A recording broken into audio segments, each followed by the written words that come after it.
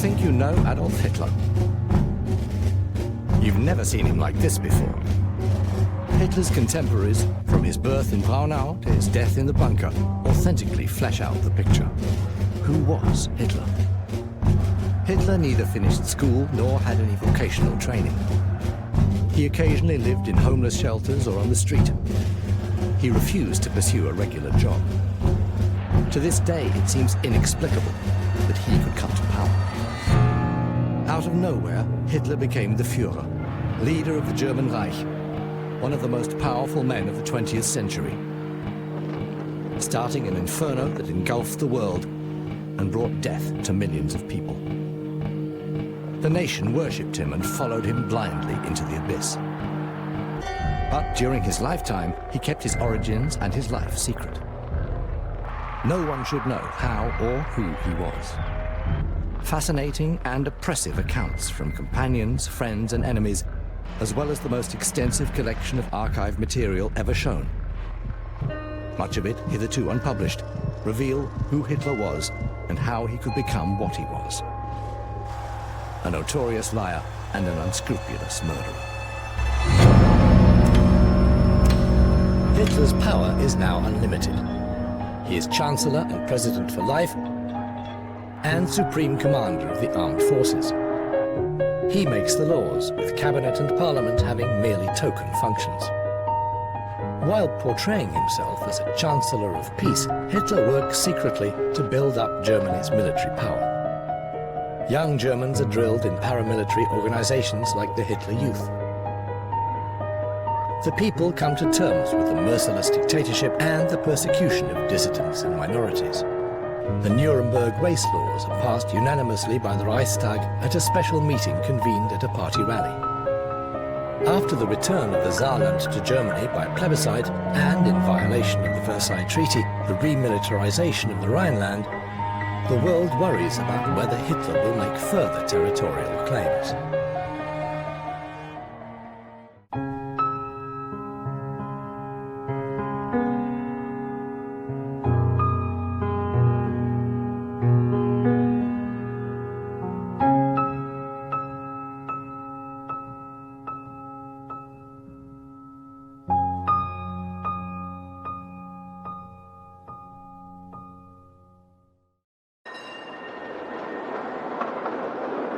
Speech in Munich, March the 14th, 1936.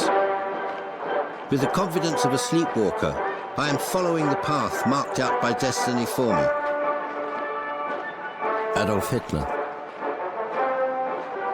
I once said to him that the people still stood behind him. But if the corruption, the suppression of free speech, and the silencing of any type of criticism continued, one day the majority of people would refuse to follow. He replied, "Ah, Wiedemann, I too am merely an instrument of fate and can't always act as I'd like." And with that, he disappeared. Fritz Wiedemann, adjutant to Adolf Hitler. Diary, Berlin, August the 1st, 1934. At lunchtime, we drove to the Halensee baths. People are friendly and peaceful. Even the young people seem well behaved here. The Berliner Zeitung newspaper published a bulletin at 8:30 this morning. Condition deteriorating, pulse weaker. So the end is near. This death does not come at a good time. Erich Ebermeier, writer. Diary, Thursday, August the 2nd, 1934. Around 9 a.m., old Hindenburg fell asleep forever. The German people stand stricken at his deathbed. Hitler was there yesterday. Henriette Schneider, housekeeper, East Prussia.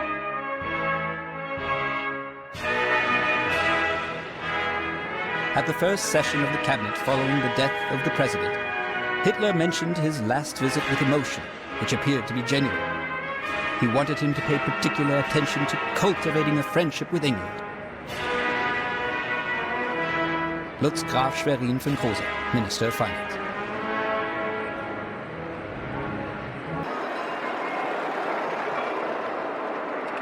Even now, his death is too soon. Hitler surely won't allow anyone to be above him. The newspaper reports the following about the death of Hindenburg. The government has enacted the following law that is hereby announced. The office will be merged with that of the Chancellor, which means all authority of the President goes to the Führer and Chancellor Adolf Hitler. Karl Windschild, retired pastor. Wallenstedt, diary.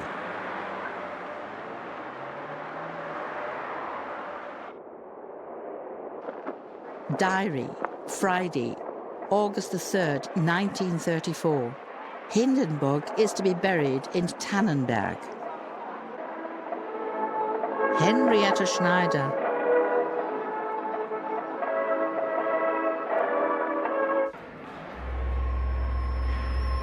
On the other hand, he repeatedly boasted in public that he was the only statesman without a bank account. He certainly didn't need one, as he had all the money of the party and the state at his command without any supervision. Fritz Wiedemann, until January 1939, personal adjutant to Adolf Hitler. For Hitler, money and goods had no real meaning. They were vague concepts. Christa Schröder, Hitler's private secretary.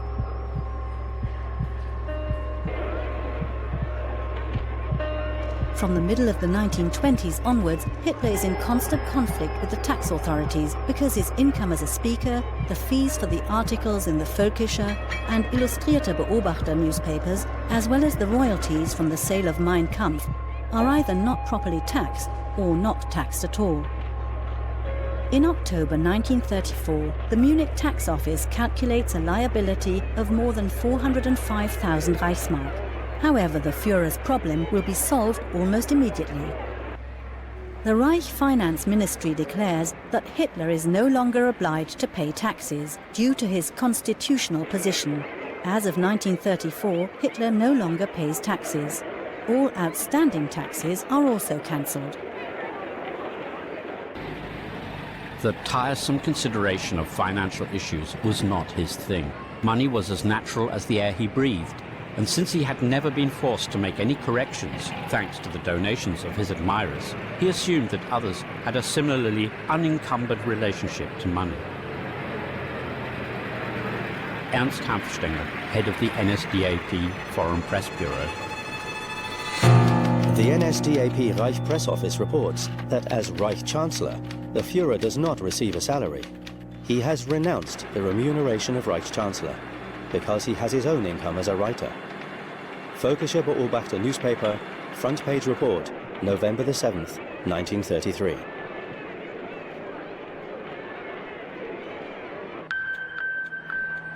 As Reich Chancellor, Adolf Hitler is entitled to an annual salary of 29,100 Reichsmarks and an allowance of 18,000 marks. With his appointment as Chancellor, to gain positive publicity, Hitler waives his salary to the benefit of members of the SA and SS killed in action. However, the waiver is only for 1 year, and from 1934 onwards, Hitler receives, without public announcement, his salary along with the remuneration for the office of President, a further 157,000 Reichsmarks. Hitler maintains his publicly Spartan lifestyle in surroundings of not inconsiderable luxury. In addition to his private apartment in Munich, he also has a residence in the Alps on Obersalzberg. Unnoticed by the public, he builds up a fortune worth millions. I don't have any stocks. I don't own shares in any company. I don't earn dividends. Adolf Hitler in the Kruppworks, Essen, March the 27th, 1936.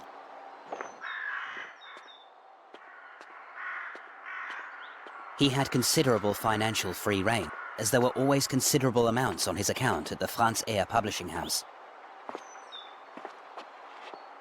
Heinz Linger, valet to Adolf Hitler. Although for a head of state and public figure, the right to his own image is limited, Hitler makes sure he is compensated for the use of his likeness on stamps.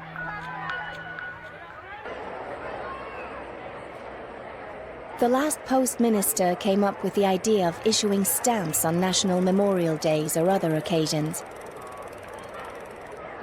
The considerable proceeds were transferred to a special fund, the Stamp Fund, which Hitler was free to use.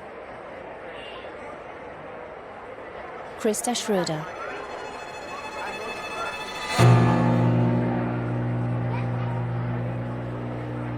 Regular postage stamps will in future bear the head of the Führer and be issued at all post and government offices.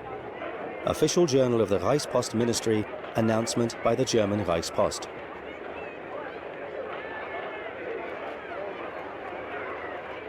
I myself once saw Reichspost Minister Ohne Sorge bring Hitler a check for 50 million. Heinrich Hoffmann, Reich Commissioner of Photography and friend of Adolf Hitler. Hitler promises the heads of industry he will eliminate the trade unions. At the suggestion of Gustav Krupp von Bohlen und Halbach, industry shows its gratitude with the Adolf Hitler Fund from German industry, to which the companies pay a percentage of turnover. From the middle of 1933 onwards, up to 100 million Reichsmarks a year are transferred by German industry to Hitler, expressly for his personal and private use. By today's standards, Hitler would have been a billionaire. Dispatched to the Danish Foreign Ministry, Berlin, August the 4th, 1934. A man has been given power that no human being alive has ever possessed before. All this power is conjoined in one single person, whose life up until now does not give us any reason to believe that the all-encompassing genius who could save Germany has been found. Herluf Thaler, Danish ambassador to Berlin.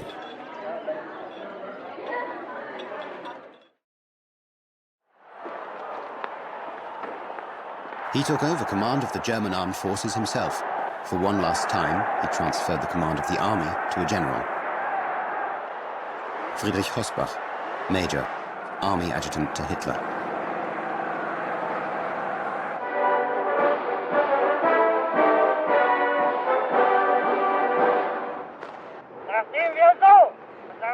Wehrmacht's oath of loyalty to Adolf Hitler. I swear by God this sacred oath that I shall render unconditional obedience to the leader of the German Reich and people, Adolf Hitler, Supreme Commander of the Armed Forces, and that as a brave soldier, I shall at all times be prepared to give my life for this oath. As in the days of the Kaiser, this oath does not commit the soldiers of the German army to the nation, but to the ruler himself, the Führer Adolf Hitler. Diary, Wednesday, October the 17th, 1934. A law has been made. Hitler will remain the leader of the German people for life. Henrietta Schneider. Yesterday, we followed the ceremonies on Bückerberg on the radio. Once again, Hitler spoke excellently. All over the world, war, strikes, unrest. Here, profound peace. The people know this, or they would not celebrate him so much. Henrietta Schneider.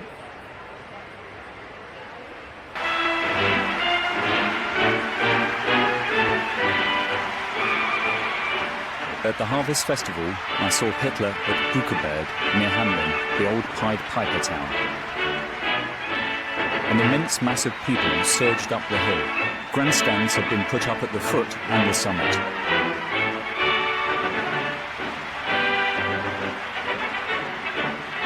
As the motorcade approached down on the plain, the Heils, shouted continuously by thousands upon thousands of voices, came rushing down the hillside like a hurricane. The road was flanked by peasant women from Bückerberg, from the Weserberg land, from Westphalia, all in traditional costume. They pushed forward to try and see him, to shake his hand and look into his blue eyes. He wore a beaming smile, and suddenly there he was in front of me, less than a metre away, looking directly at me for a second. He makes a strong impact, of that there is no doubt. Helmut Grossmann, Berlin correspondent for Swiss newspapers.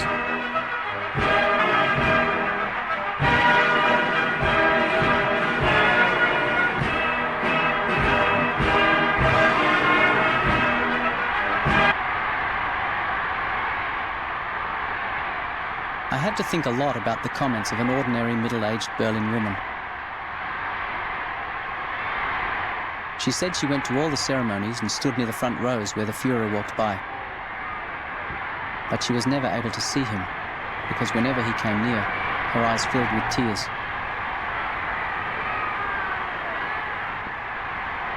Erich Kort, Department Head, Foreign Ministry. It is not necessary in a totalitarian dictatorship to be loved by the people. It is enough to be feared, as Stalin was in Soviet Russia. But that Hitler was beloved by the German masses, there could be no doubt. Göring was next in their affection. To them, he was a hail fellow well met. It never seemed to concern them that he was also an unscrupulous killer. William Shirer, correspondent to the Universal News Service to Berlin, The Nightmare Years. At the beginning of March 1935, Adolf Hitler travels to Bayreuth to attend the funeral of the district party leader of the Bavarian Ostmark, Hans Schemm, who died after a plane crash. Hitler uses such occasions to demonstrate his attachment to the party's old guard, which supplies almost all the district leaders and the influential Reich leaders of the NSDAP. Hitler does not attend the funeral, but most of the district leaders do. The center of power of the party, and since he became Chancellor, that of the German Reich, is wherever Adolf Hitler happens to be, and he is always on the move. He keeps official appointments, often in combination with public speeches, and meets local party officials, patrons, and protégés. Officially, Hitler has no private life. There is no distinction made between professional and private travel. The role of ministers is becoming increasingly insignificant in the system of unregulated coexistence of the Führer's rule and many old and new competing centers of power in the party and the state. Between June and December 1933, the cabinet meets 20 times, in 1935 12 times, and in 1937 6 times. The last cabinet meeting is held on February the 5th, 1938. The magic formula, the Führer has ordered. The Führer wishes. The Führer accepts. The Führer forbids, or the Führer authorizes, became the completely new, legitimized method of authority to issue directives that nullified all existing forms of state life in Germany. Hans Frank, lawyer, Reich legal director.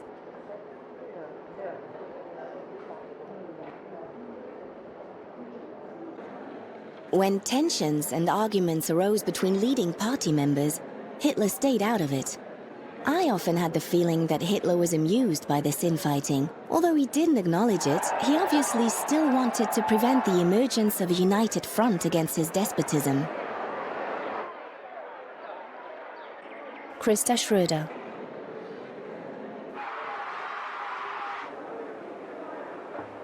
He was strangely undecided in all these matters.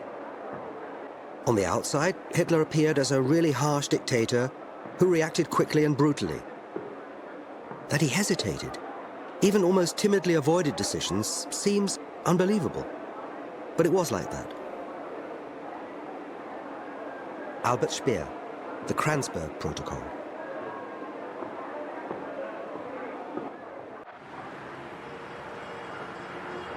In the summer of 1935, Berlin looked like the cosmopolitan city it had been before 1933. A lot of traffic, advertising, hustle, tourists, and bustling activity. The expulsion of many artists and scientists was not readily apparent. Erich Honecker, communist official in the underground. Nevertheless, I did not share the judgment of the foreign correspondents who thought that the Germans had light-heartedly resigned themselves to the loss of political freedom or become a single nation of Nazis. Willy Brandt, German-Norwegian refugee in exile in Sweden. Memoirs.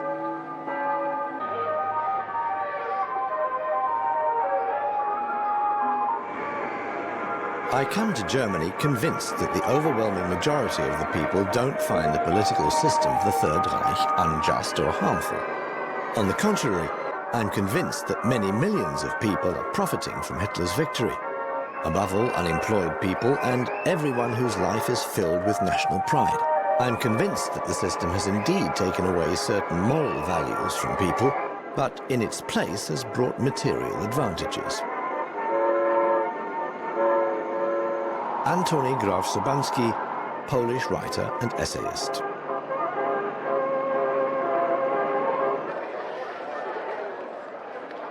Diary, Tuesday, January the 15th, 1935. The whole day was taken up with the referendum in the Saarland. Big speeches by the Führer to the Saarlanders, announced by Goebbels. It is an uplifting feeling to experience this great era. Henrietta Schneider.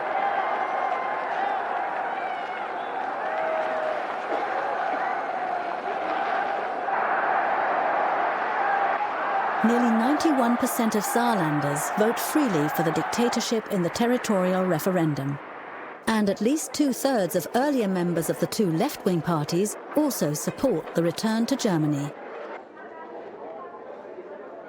The majority voted for reunification with the Reich, although since 1933, this Reich had been the Third Reich of the Hitler fascists. Erich Honecker, From My Life.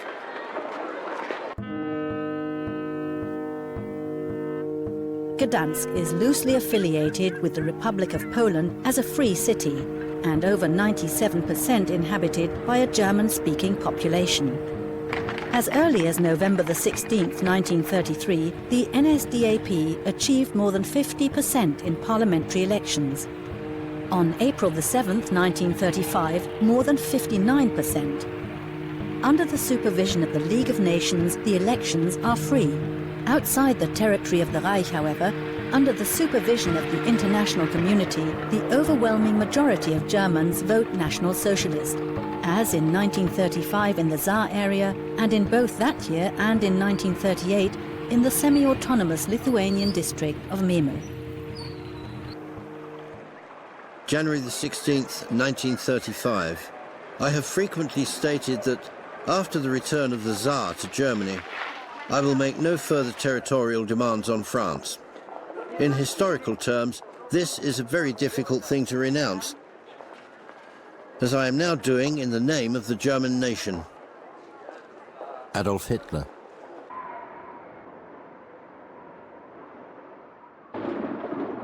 There will be no more territorial demands on France. But will he someday use weapons to take what he wants? Erich Ebermeier, writer, diary.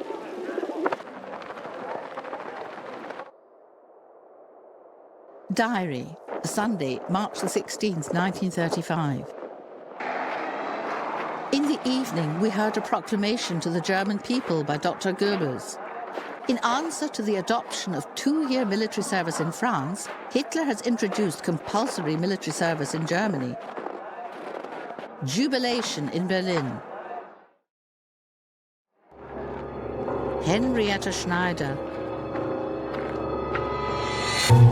On bicycles, a company of fusiliers of the motorized infantry join maneuvers in Pottenstein, Bavaria, a portent of the kind of warfare that the German army is currently developing for the technology fan Hitler. A war of movement, which in motorized form, Europe will come to know as Blitzkrieg.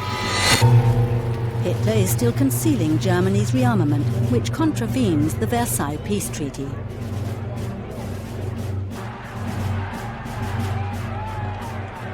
The Fusiliers' practice ammunition is not live, in contrast to the stick grenades thrown in Franconian Switzerland. Objective facts also include a number of political acts which, in contrast to the peace declarations, were directed against France. The most important of these acts were the withdrawal from the League of Nations on October the 14th, 1933, the reintroduction of military service on March the 16th, 1935, and the occupation of the Rhineland on March the 7th, 1936. During his regime, he gained a disdainful view of English power and gradually came to the point of no longer activating the former enemy as an ally, but intimidating it by an alternating sequence of friendliness and provocation. Conrad Hayden, Hitler's first biographer, 1936. Go to breakfast with Lord Baldwin. He talked of Winston Churchill and said he lacked soul. I suggested that Winston is very sympathetic to misfortune in others. He answered, "Oh, I don't deny that Winston has a sentimental side, and what is more, he cannot really tell lies." Harold Nicholson, Member of Parliament, National Labour Party. I can't lie for myself personally. I will never do that. But if I lie for my country, for Germany, then every lie is justified. Adolf Hitler to Erhard Milch, State Secretary, the Aviation Ministry.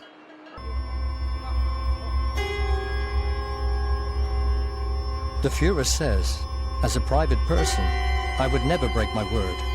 As a politician for Germany, if necessary, 1,000 times. Walter Havel, Ambassador and SS Oberführer, representative of the Foreign Office with the Führer.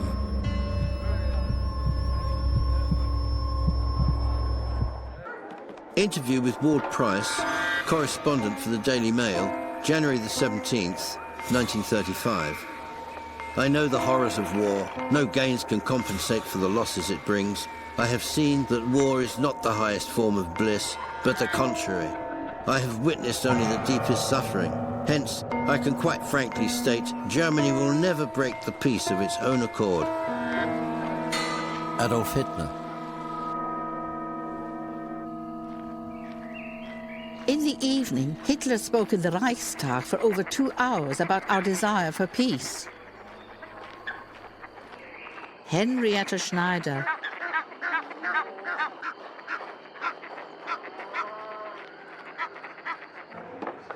Hitler's speech on disarmament in the Reichstag, May the 21st, 1935. Whoever lights the torch of war in Europe can wish for nothing but chaos. We, however, live in the firm conviction our times will see not the decline, but the renaissance of the West. It is our proud hope and our unshakable belief that Germany can make an imperishable contribution to this great work. Adolf Hitler.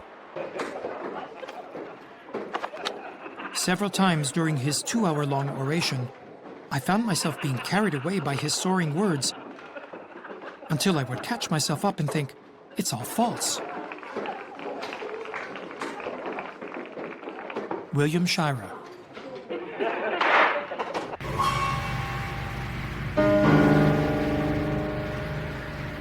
In 1937, the world still hopes to live in peace with Adolf Hitler's Germany. In 1935, Britain and Germany had agreed on a naval treaty.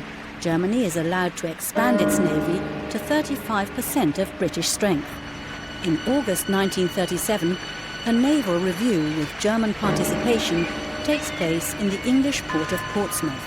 Japanese and Italian warships also take part in the parade during the traditional Naval Week alongside Soviet, French and Canadian craft. On September the 17th, 1939, a German submarine will sink the Courageous, the first British aircraft carrier in the English Channel. I saw a sign on the shop door, "Dogs and Jews not allowed." Edgar Huitwanger.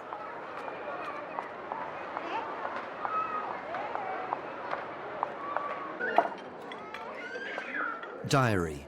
Sunday, September the 15th, 1935.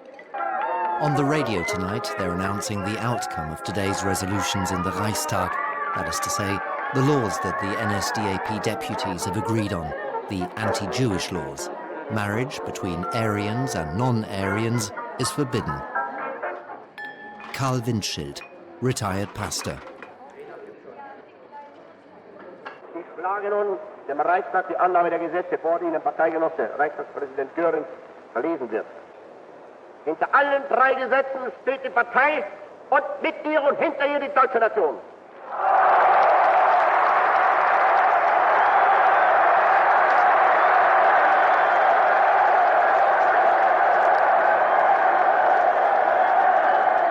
Artikel 1. Die Reichsfarben sind schwarz-weiß-rot. Artikel 2. Reichs- und Nationalflagge ist die Hakenkreuzflagge. Reichsbürger ist nur der Staatsangehörige deutschen oder artverwandten Blutes, der durch sein Verhalten beweist, dass er gewillt und geeignet ist, in Treue dem deutschen Volk und Reich zu dienen. Eheschließungen zwischen Juden und Staatsangehörigen deutschen oder artverwandten Blutes sind verboten.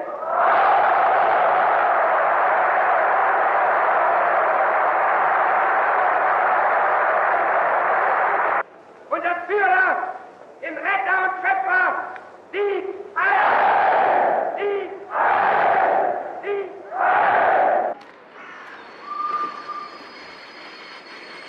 It is absolutely normal that in seaside resorts and small towns, both in northern Germany and Bavaria, signs have been put up at the town limits forbidding non-Aryans from visiting.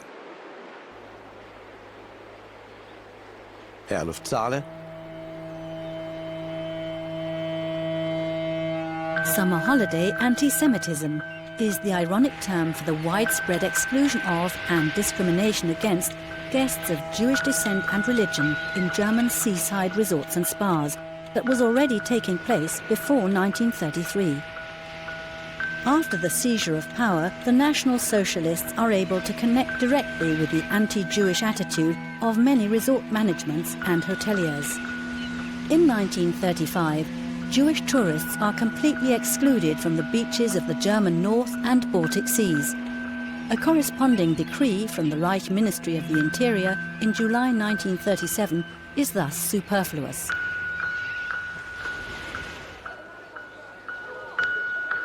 Diary, Berlin, December the 10th, 1935. The Genetic Health Act, or sterilization law, has been passed and envisages extensive examinations and tests for engaged couples before they get married. If things continue like this, we'll soon have a race of supermen. So far, there is no sign of this happening. Erich Ebermeier. Journal d'Allemagne, December the 24th, 1935. Christmas. The regime pales anew. The old Germany of piety and forests is created once again in every home. Once again, homely life is diffused by the fresh scent of pines. Silent night, oh holy night of coziness, thanks to which once again I feel the heartbeat of my old beloved Germania. Denis de Rougemont, Swiss, lecturer in French.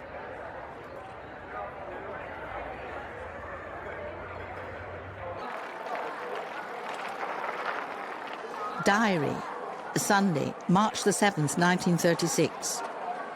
At 12 o'clock, the Führer gave the heralded speech. Hitler has occupied the demilitarized zone in the west. The Reichstag is dissolved. New elections are on March the 29th. Henrietta Schneider.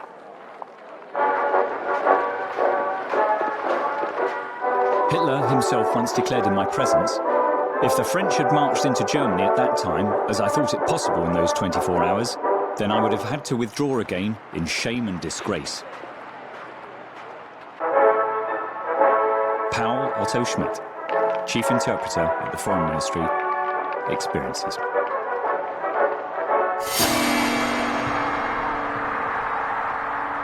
Well, France has stood idly by.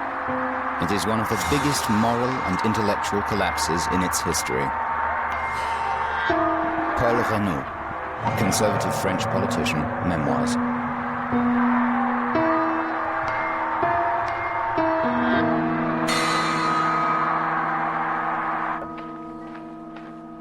Diary, Monday, March the 30th, 1936. The election results were really good. 98.95%, a record. Lotte picked up Lore. Henrietta Schneider. The party governor of Cologne had the right to hit 103% when adding up the yes votes. When the result became known in the Reich Chancellery in the late evening, it was greeted with laughter. Nothing more.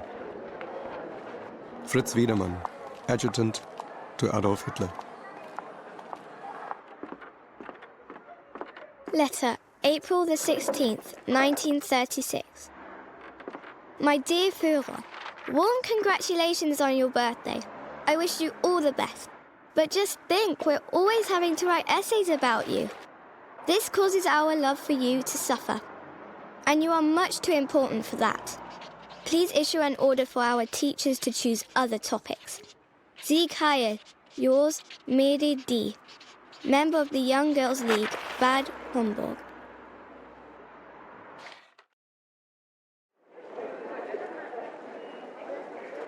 A single line of SS men separated him from the crowd.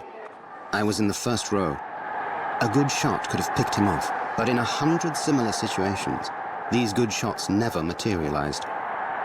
That's the most important thing that I know about Hitler. You can only fantasize about that.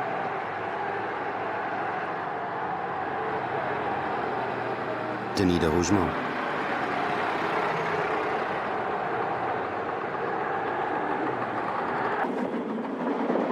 Speech at the Nuremberg Party Rally 1936. Not every one of you can see me, and I cannot see every one of you, but I feel you, and you feel me. It is the belief in our nation that has made us little people great. You come here from your daily struggle for existence and our struggle for Germany in order to gain the feeling. Now we are together. We are with him, and he with us. And we are now Germany. Adolf Hitler. One day, a few boys from the Hitler Youth came to our school playground promoting their group.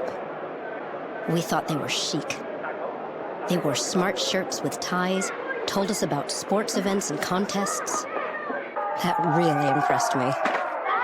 We did gymnastics and exercises, and took part in scouting games. As a good gymnast, they made me into a type of demonstrator. A scout leader of the League of German Girls in the Hitler Youth.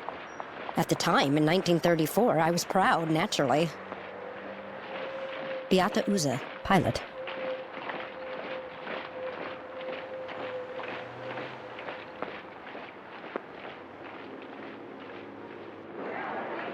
The only big Nazi who actively did sports was Reinhard Heydrich.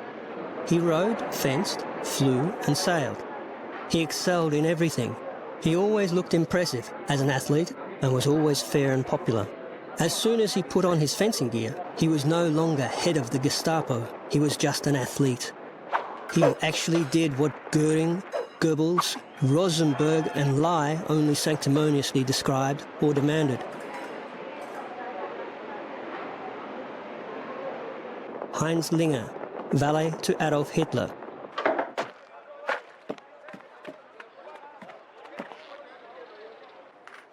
With his disdain for all things related to the body, sports, which at the time were becoming more popular, also meant very little to him. Somewhere I can remember reading how the young Hitler daringly swam across the Danube. I can't remember it myself.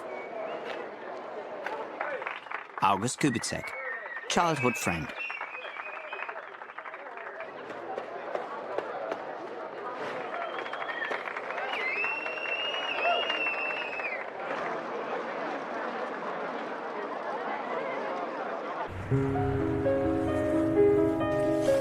Lunch was spent mostly telling jokes, which made the boss laugh heartily. He made some personal comments and remarked that he had once been a good skier, but that he had given it up as he came more and more into the public eye.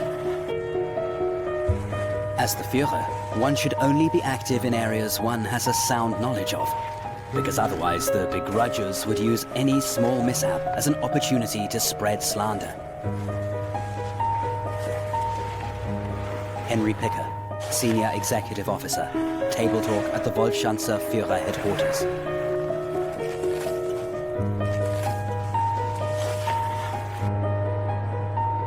Due to yesterday's snowfall, the Führer broached the subject of skiing. He scoffed at this healthy sport, which from a certain time of year onwards filled all the hospitals in Munich.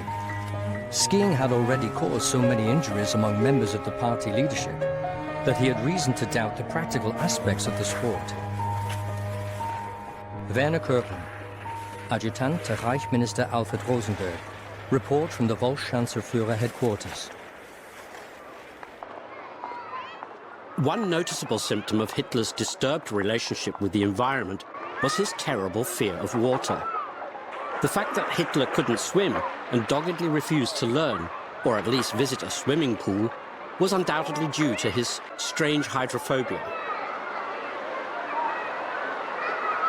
Ernst Hanfstaengl. He took daily baths. Yes, after every speech that he gave, he took a hot bath. In contrast, he didn't like bathing in public. Wilhelm Krause, personal assistant to Hitler from 1933 to 1939. Hitler was particularly shy of being seen without clothes. He believed that if anyone saw him in a bathing suit and photographs were taken, he would lose the respect of the people. Heinrich Hoffmann, photographer.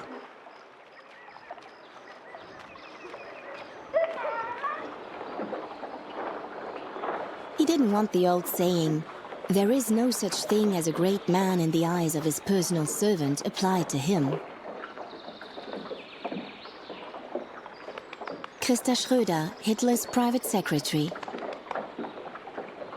Later, Dr. Morell told me in confidence that Hitler was a difficult patient. You couldn't persuade him to allow an X-ray to be taken. When he gave him an injection, only the part of his body necessary was exposed to allow it. His servant, meanwhile, was ordered to leave the room. Heinrich Hoffmann.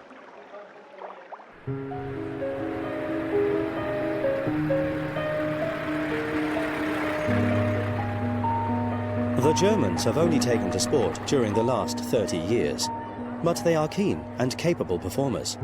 They learned most of their sport from us. Football is the most popular game, but is played less vigorously than in Britain. Charging is regarded as rough play. Football is entirely amateur, and pools are unknown. There is no cricket, but plenty of athletics, some tennis, and a little golf.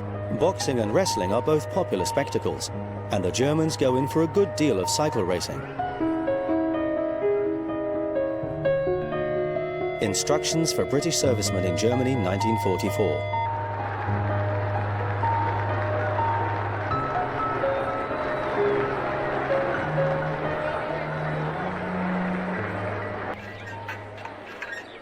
In August 1936, the 11th Olympic Games of the modern era are held in Berlin.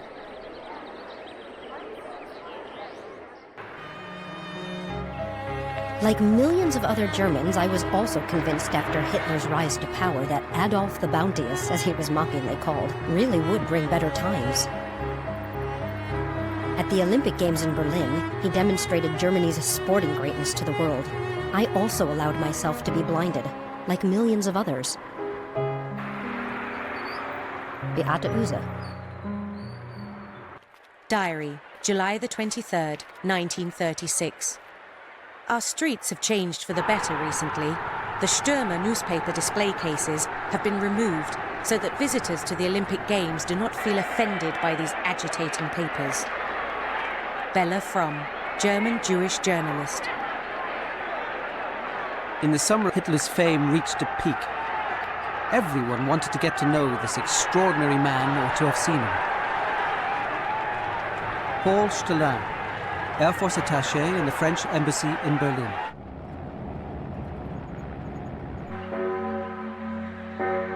Diary, Berlin, August the 6th, 1936. Mrs. Gussie Jannings invited me to her box at the Olympic Stadium today. The impression was really overwhelming, and we'd be foolish to deny it. There was a huge round of 100,000 people filled to the last seat.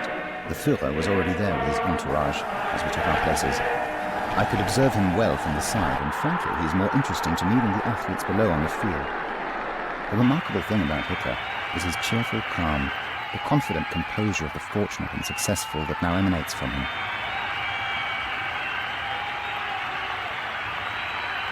About 7 o'clock, he gets up. The Führer and Reich Chancellor is leaving the Olympic Stadium, booms from the loudspeakers. Everyone rises to give the Nazi salute. Hitler gives brief thanks. Erich Obermeier. Diary, August the 15th, 1936. The lack of sportsmanship from the first man of Germany makes an unpleasant impression.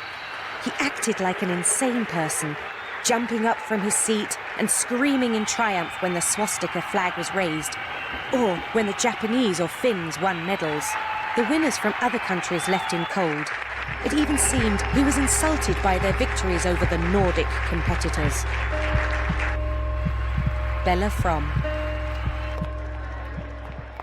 Hans Frank remembers Hitler being highly charged and following the Olympics with passionate interest. In the end, the German team wins 33 gold, 26 silver and 30 bronze medals. First place in the national standings, ahead of the Americans. These Olympics are a great breakthrough. You can be proud of Germany again. The top country in sports. It's wonderful. Joseph Goebbels, Propaganda Minister, Diary. Report to the Direction Politique et Commerciale Europe, Berlin, August the 18th, 1936. Marked by many German victories, the Olympic Games brought about an extraordinary glorification of national sentiment, and at the same time strengthened the country's admiration of and bond with the Führer. André-François Poncet, French ambassador to Berlin. The Polish ambassador, Józef Lipski, said, "We need to guard against a people that organizes itself this way. A mobilization in Germany will go just as smoothly." The word went around. Scarcely were the last guests gone when Berlin returned to its old ways. The Stürmer newspapers were hanging in the kiosks again. Max Schmeling, heavyweight boxer.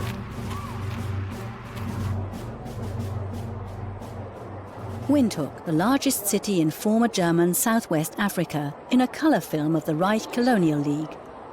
Since 1920, the former German colony has been governed by the Union of South Africa, mandated by the League of Nations. The overwhelming majority of the approximately 20,000 inhabitants of German origin sympathise with National Socialism and make this clear before the outbreak of war. With the end of the Olympic Games, Hitler's Germany has gained considerable prestige in the world. The NSDAP gathers its party members living outside the German Reich in a special organisation, the NSDAP Overseas Organisation, which early on is given the status of a 43rd party district. The Volksdeutsche, or ethnic Germans outside the Reich, are looked after by an ethnic league for German culture abroad, which is controlled by the party. Diary, December the 24th, 1936. After we opened our presents, Lotte played the piano and the others sang. Then we listened to Hess deliver his message to Germans abroad. Henriette Schneider. In dieser Gemeinschaft gedenken wir heute am Heiligen Abend ganz besonders herzlich all der Deutschen, die auf schweren Posten draußen für Deutschland stehen und ihre schwere Pflicht für Deutschland erfüllen. Und wir gedenken all derer, die in zäher Verbissenheit draußen zur neuen Fahne standen und stehen, auch wenn eine böswillige oder unverständige Umwelt sie dafür hart anpackte. Das große, neu erstandene Deutschland wünscht all seinen Kindern draußen und in der Heimat ein inhaltsreiches und glückliches neues Jahr.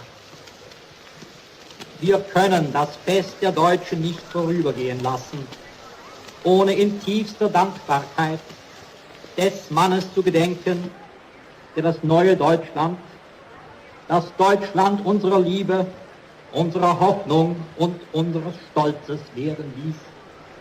Des Mannes, der mit einer Hingabe sondergleichen über diesem Deutschland und über dem Wohl und Wehe seiner Kinder herinnen und draußen wacht, dessen Leben aufgeht in der Sorge um Deutschland.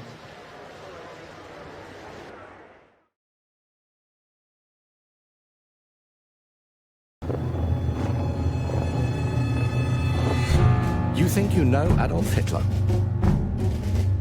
You've never seen him like this before.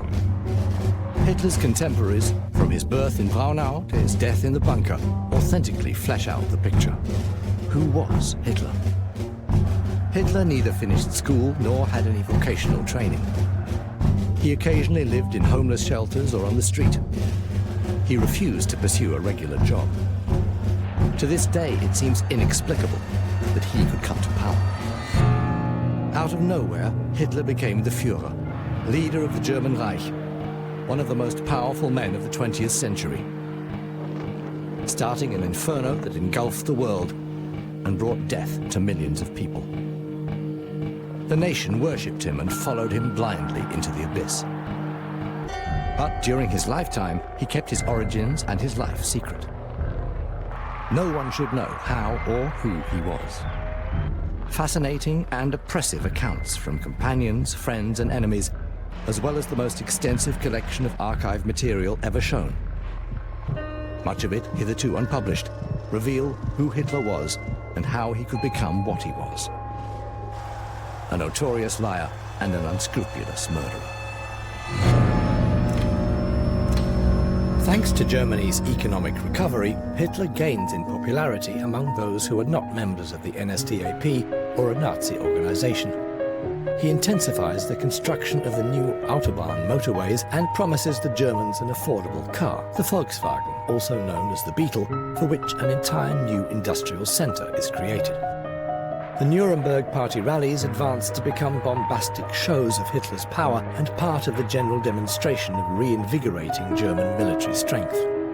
His private life is confidential. Thus, he can keep his relationship with Eva Braun secret, as he has always cultivated an image of living alone for the good of Germany.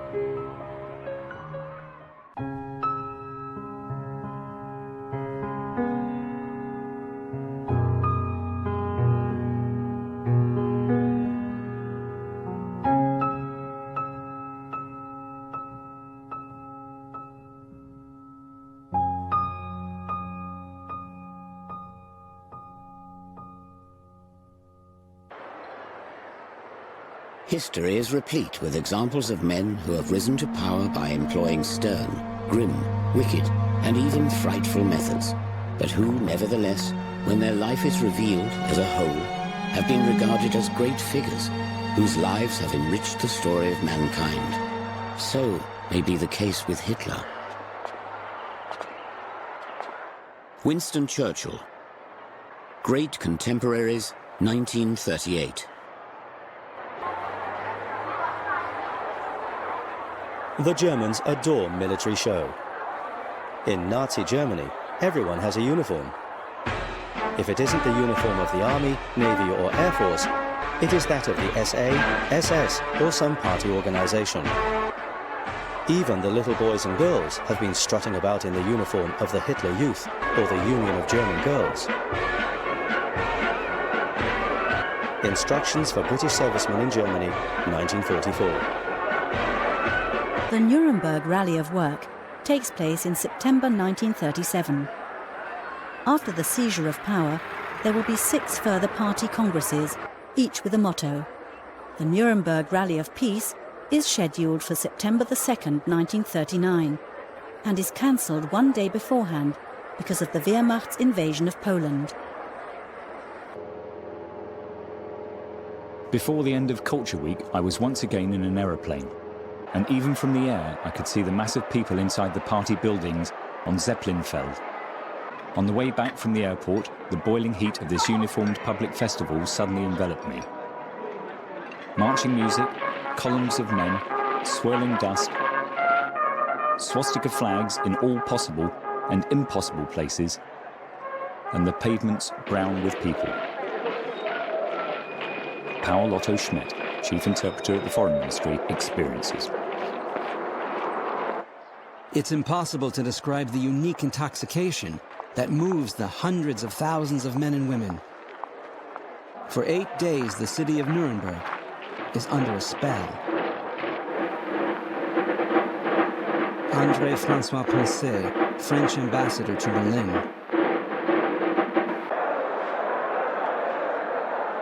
I confess that I was exceptionally impressed by much of what I saw.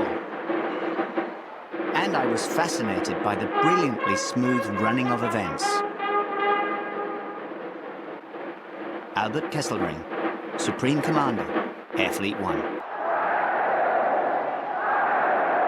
Each time I noticed how enchanted people looked, their faces full of near-biblical devotion when they saw Hitler.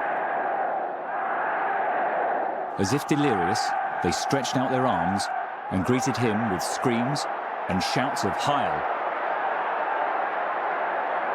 Paul Otto Schmidt. The march past took 4 hours. He held his right arm out in the Nazi salute for literally the entire time. Afterwards, I asked him how he was able to do that. His answer? Willpower. Neville Henderson, British Ambassador to Germany.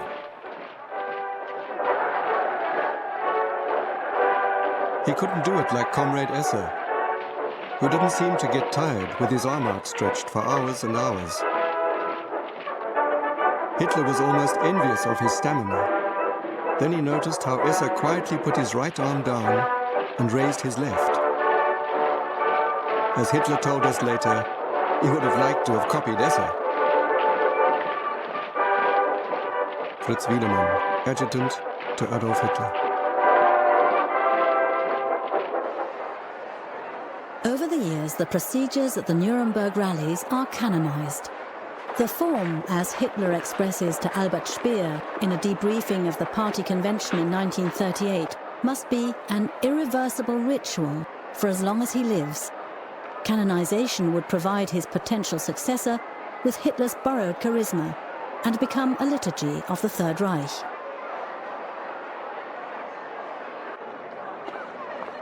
But in Nuremberg, I also had the distinct feeling of imminent danger. The conversion of the German people to National Socialism was honest and complete. Besides the Führer's cheering masses, who seemed prepared to follow him and only him, whatever opposition that remained consisted merely of plans and the desire to oppose, without any backing or force. Paul Stelin, Air Force Attaché in the French Embassy in Berlin. William Lyon Mackenzie King, Premier Minister of Canada. Diary, June the 29th, 1937. After received in audience at Reichschancellery. When I was formally shown into the room in which Herr Hitler received me, he was facing the door as I went in. He was wearing evening dress. Quietly and pleasantly said he was pleased to see me in Germany. His face is much more prepossessing than his pictures would give the impression of. It is not that of a fiery, overstrained nature, but of a calm, passive man, deeply and thoughtfully in earnest. His skin was smooth. His face did not represent lines of fatigue and weariness. His eyes impressed me most of all. There was a liquid quality about them which indicate keen perception and profound sympathy. He looked most direct at me in our talks together at the time, save when he was speaking at length on any one subject. He then sat quite composed and spoke straight ahead, not hesitating for a word, perfectly frankly, looking down occasionally towards the translator and occasionally towards myself. He went on to say, so far as war is concerned, you need have no fear of war at the instance of Germany. We have no desire for war. Our people don't want war, and we don't want war. As I talked with him, I could not but think of Joan of Arc. He is distinctly a mystic. He is a teetotaler and also a vegetarian, abstemist in all his habits and ways.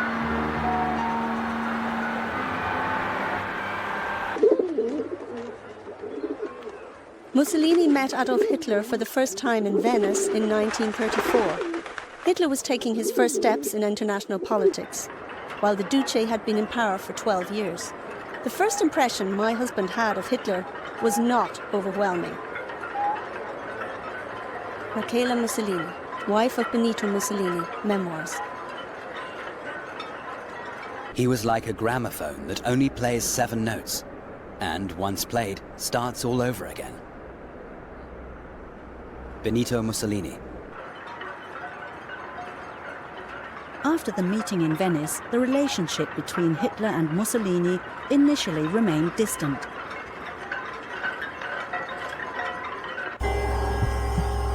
Diary, August the 4th, 1937. Wednesday, Pisa. We picked up a German boy by the name of Martin on the way to Pisa. Very interesting, as he was definitely anti-Hitler. Although he couldn't tell us much about it. He also told us how very much the Germans hate the Russians. It looks like the next war will come from that direction, especially as England and the rest of Europe seem to be drawing away from Russia. John F. Kennedy, student traveling in Europe. Diary, September the 6th, 1937. The Duce held forth on America. He called it a land of niggers and Jews, an element of cultural decomposition. He's planning to write a book, Europe in the year 2000. The races that will play an important role are the Italians, the Germans, the Russians, and the Japanese. The others will be devoured and destroyed by the acid of Jewish corruption. They even refuse to father children because it causes pain. They do not know that pain is the only creative element in people's lives.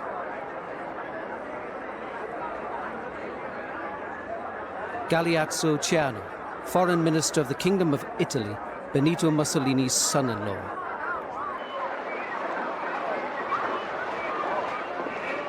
Diary, August the 17th, 1937. Arrived in Munich around 8 and went to the Hofbräuhaus, which was very interesting. Hitler seems so popular here as Mussolini was in Italy. John F. Kennedy.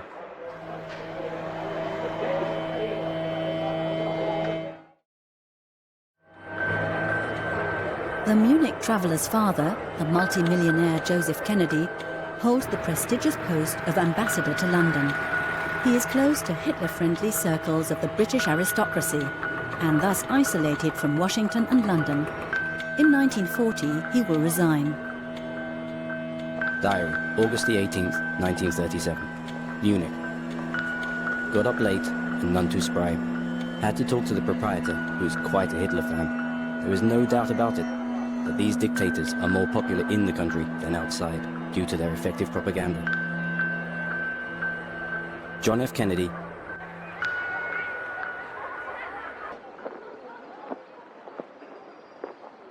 At first, what surprised me was that most Germans, as far as I could see, didn't seem to mind that their personal freedoms had been taken away, that so much of their splendid culture was being destroyed, or soon became aware, to be sure, that in the background there lurked the terror of the Gestapo and the fear of the concentration camps.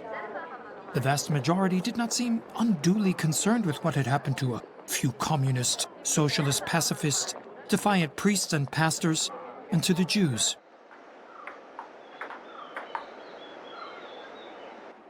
William Shirer, correspondent to the Universal News Service in Berlin.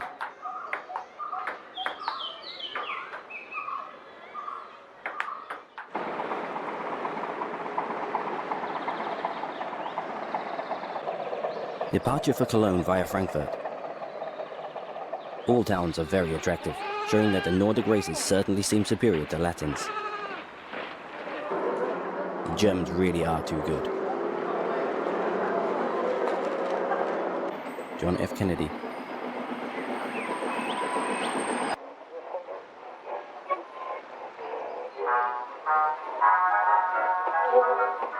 During one of these walks, the Führer spoke in depth about traffic problems throughout the world and asserted that, as a result of the development of the automobile and increased production, roads would no longer be able to handle the traffic within the next 10 years.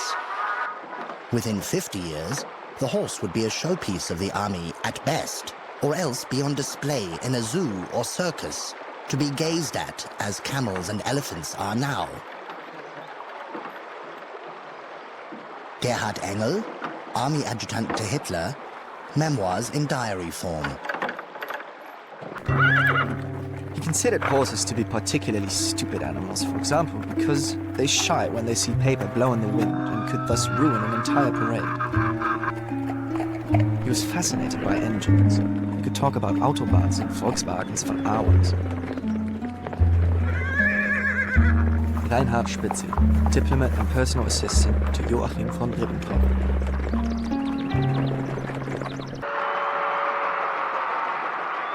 Between 1933 and 1938, Hitler is constantly on the move with his large entourage. For this purpose, he has a motorcade, 3 planes, and a special train with 2 carriages at his disposal. Hitler's favorite vehicle when traveling was the car. Second came the train. Third, but only to save time, was the airplane. The motorcade consisted mostly of 4 to 6 cars, except for official journeys, when there were often more. The first car was the Führer's, then the SS escort, adjutant cars, and the last had the luggage. The motorcade consisted exclusively of Mercedes, because Hitler didn't like it when there was a different make of car in the motorcade. Wilhelm Krause, personal assistant to Hitler.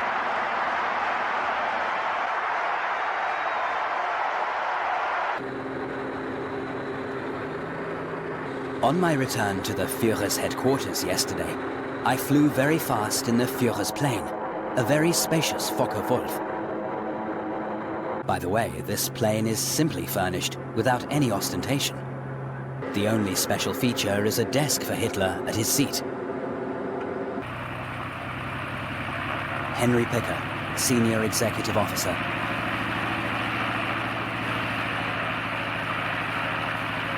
On May the 19th, 1935, Hitler's former bodyguard Sepp Dietrich, now commander of the Leibstandarte SS Adolf Hitler, ceremoniously opens the Frankfurt am Main-Darmstadt motorway.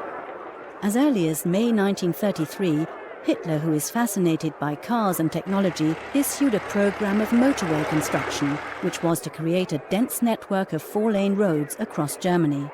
Under the responsibility of the General Inspector for German Roads, Fritz Todt, there are about 1,500 kilometers of motorway under construction in autumn 1934. This is also designed to reduce unemployment. In 1936, around 120,000 workers are employed on the project.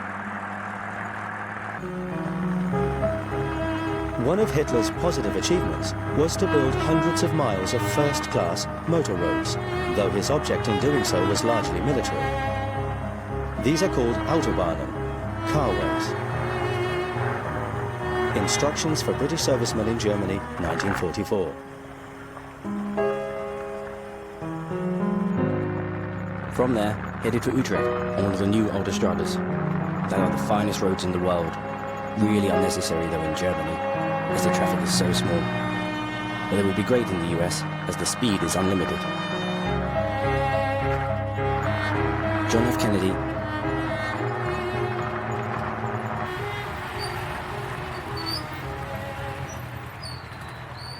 Some pre-production KDF cars at the Leipzig Spring Fair of 1936.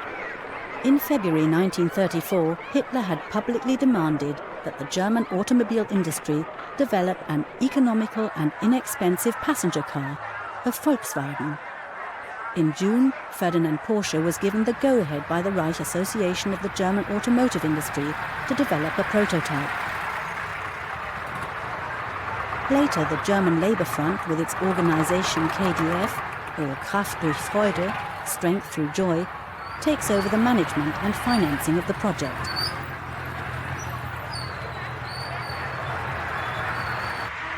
On May the 26th, 1938, near Brunswick on the Mittelland Canal, the foundations for a Volkswagen plant are laid.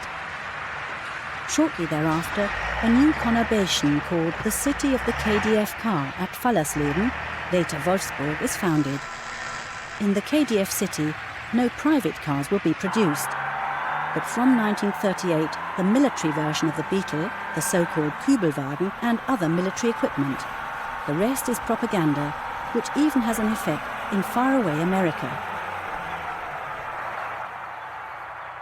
In a short time, Der Führer is going to plaster his great sweeps of smooth motor highways with thousands and thousands of shiny little beetles, purring along from the Baltic to Switzerland and from Poland to France, with father, mother, and up to 3 kids packed inside and seeing their fatherland for the first time through their own windshield. New York Times, July the 3rd, 1938.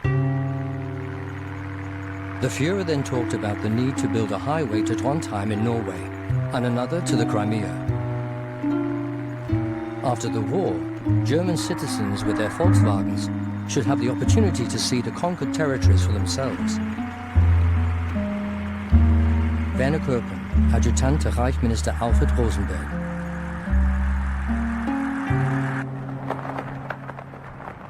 Diary, September the 23rd, 1937. The preparations for the trip to Germany are complete. I personally took care of the details. Galeazzucciano. The Brandenburg Gate and the Pariser Platz had been transformed into a real theatre set by Benno von Arendt. When we turned into Wilhelmstrasse, I had the impression that I was an actor in a gigantic opera performance. Banner flags hung from the roof down to the ground floor on both sides of the front of the buildings. Paul Otto Schmidt.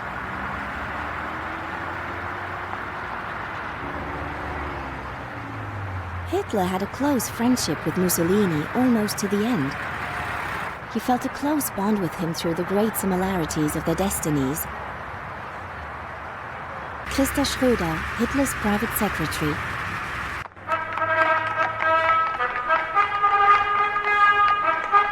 Diary, Berlin, October the 2nd, 1937. It was inherently a law of its own. The law governing special holidays for the state capital Berlin and the movement capital of Munich.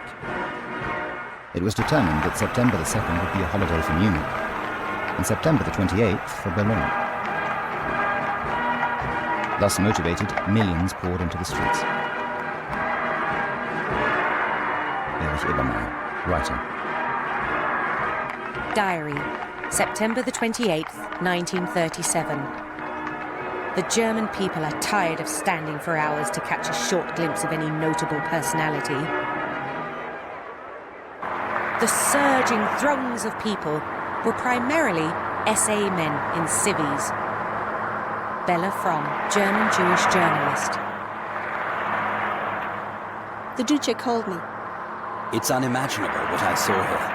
The German people are of an exceptional type. With these trumps in his hand, Hitler can risk everything. Michaela Mussolini, wife of Benito Mussolini. Diary, Wednesday, September the 29th, 1937. Yesterday we heard very good speeches by the Führer and Il Duce in Berlin. I feel really queasy again. Henrietta Schneider, East Prussia, housekeeper.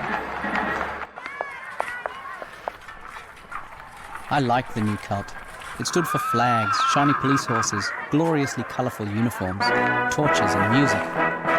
Everything for free without having to bother my dad to take me to the puppet show. Thomas Gefer, German Jew, prisoner in Buchenwald.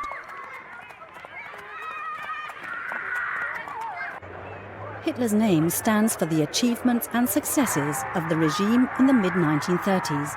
According to the propaganda, and this is what the majority of the population believes, within 3 years his genius has achieved a booming economy, the elimination of unemployment, and the restoration of peace and order. Hitler has suspended the Treaty of Versailles and made Germany a military force to be reckoned with. Every patriotic German recognizes these achievements. Hitler is also gaining in popularity among sections of the population that were once critical of National Socialism. Those convinced by the impression of the visible accomplishment of Hitler's politics, or still retaining a certain skepticism, do not become National Socialists. They become Führer believers. This accounts for probably more than 90% of all Germans after the victory over France in the summer of 1940, the height of the Führer's credibility.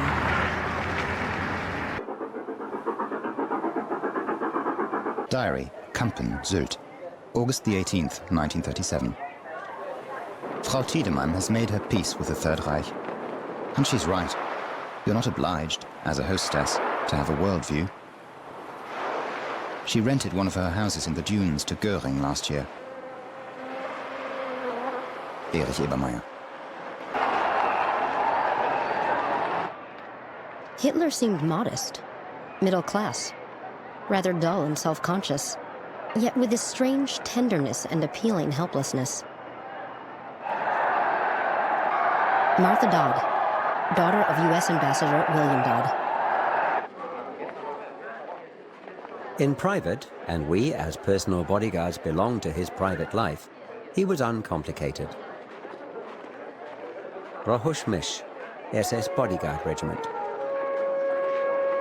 Albert Speer, the Kranzberg Protocols. Simple lower middle class life was not hard for him.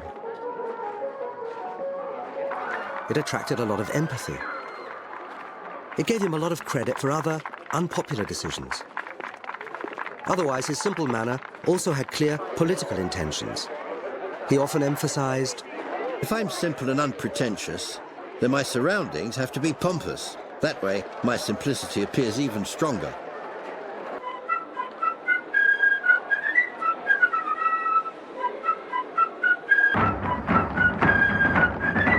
This week, our city celebrated German Art Day. Young girls dressed as Vestal Virgins scattered flower petals in the wind. Youths dressed as Roman citizens and wearing sandals like the ancient Romans marched in the balmy warmth of the beginning summer. Edgar Furtwängler, German Jewish neighbour of the Adolf Hitler.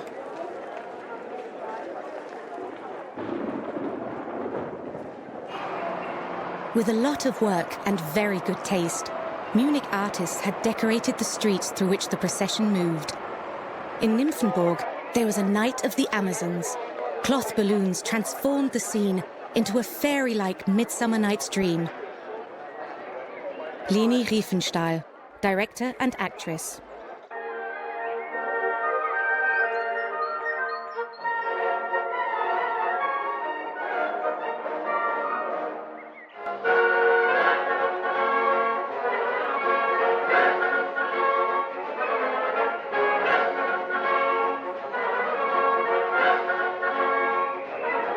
The position of Hitler and the National Socialists on sexuality is contradictory.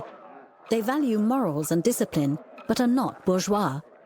They have no objections to healthy sensuality, especially when it provides genetically healthy offspring.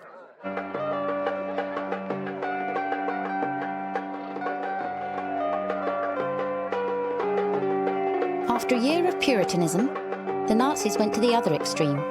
In later years, nudism was so commonplace that a ballet girl who refused to go along with it was soon out of a job.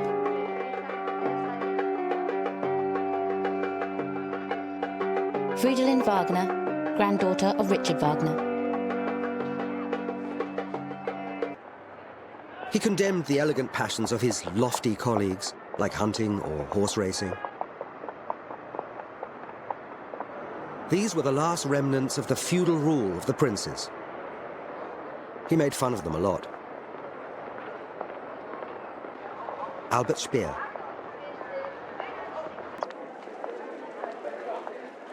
Berlin, November 1937. In November, the hunting exhibition was opened by Reichsmaster Hunter Göring. Strong foreign participation contributed to its success, causing a sensation in Berlin and impressing the visiting guests from all over the world. Our French countrymen came in droves. Paul Stalin. It has been suggested many times that Hitler had unwavering faith in his old comrades. As far as the Reichsmarschall was concerned, this assumption is true, unfortunately. Heinz Guderian, commander of the 2nd Tank Division.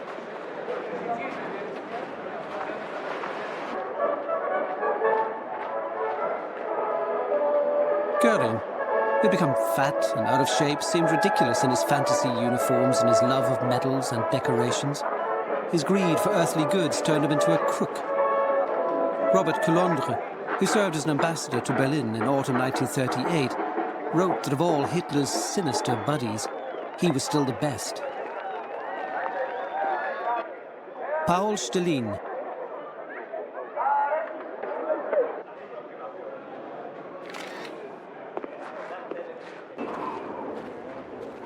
For the rest of the evening, he told jokes about Goebbels and Göring.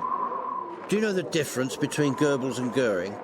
He asked, and when nobody could answer, he solved the riddle himself. Goebbels is the maximum amount of nonsense a man can utter in 1 hour, and Göring is the maximum amount of sheet metal a man can hang on his chest. Fridolin Wagner.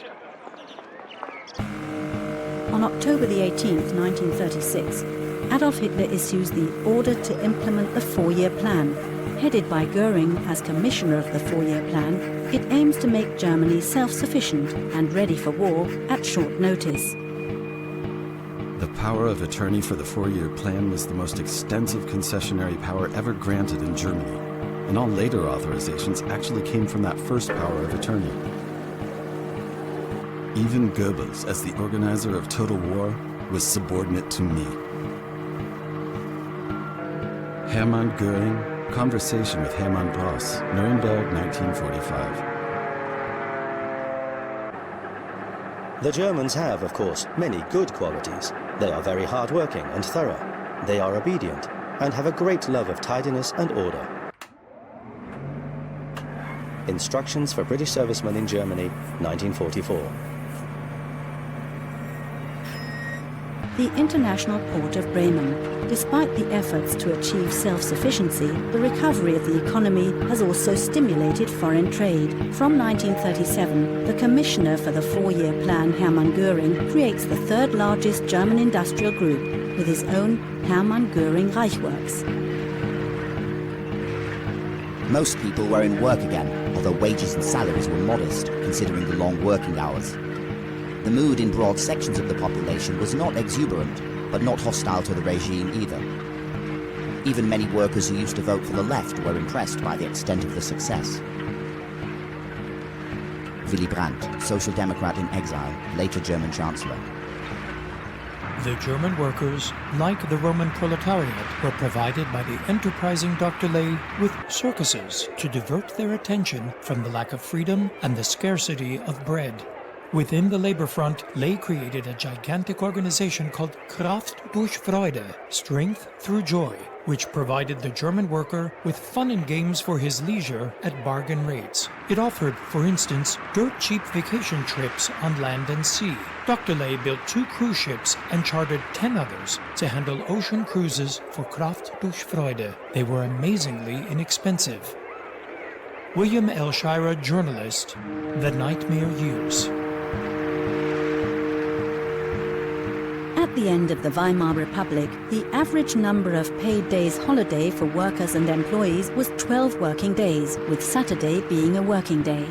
The National Socialists extended the holidays to 3 weeks a year, without a legal framework, but it was mostly only older workers with more than 25 years service who got so much leave that they could actually travel anywhere.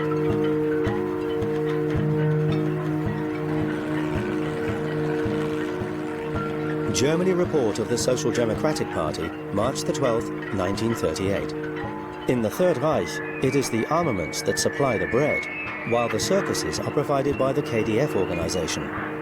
In the factories, which pay very well, KDF travel fever is particularly strong. Foreign travel is especially popular. Many spend their holidays exclusively with KDF and go on both summer and winter trips.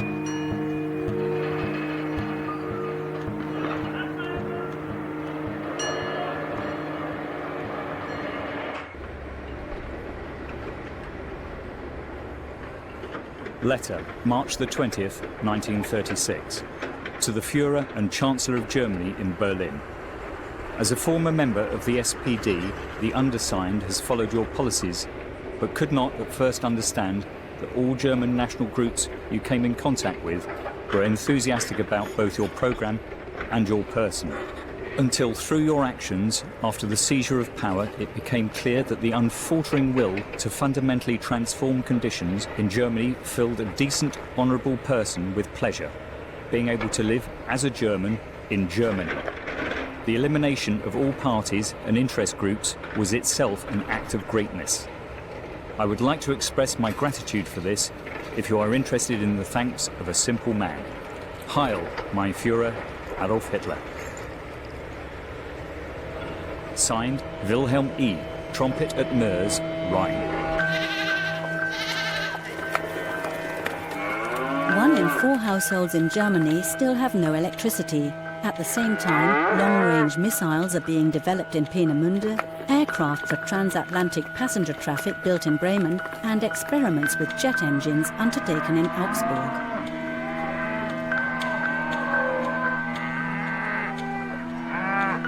Hitler was not interested in agriculture at all, apart from the Reich Farmers' Day at Bücherberg. Fritz Wiedemann, adjutant of the NSDAP to Adolf Hitler.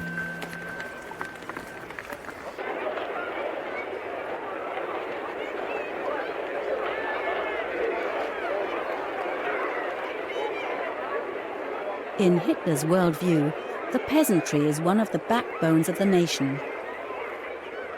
National Socialism propagates a self-sufficient food supply in Germany.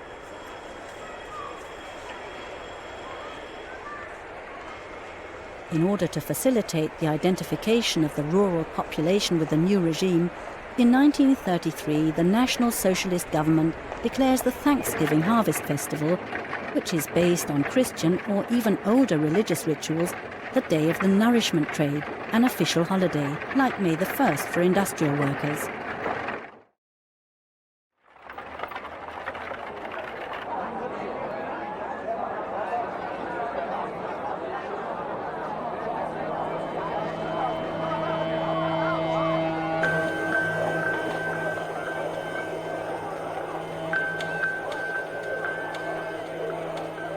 The number of farm workers declines by 16% between 1933 and 1938 as the rural exodus intensifies. Neither coercion nor propaganda can reduce this drain on labour. Nor can modern technology remedy the situation. What little foreign currency there is needed for tanks, cannons and planes, not tractors and harvesters. Agricultural production threatens to decline.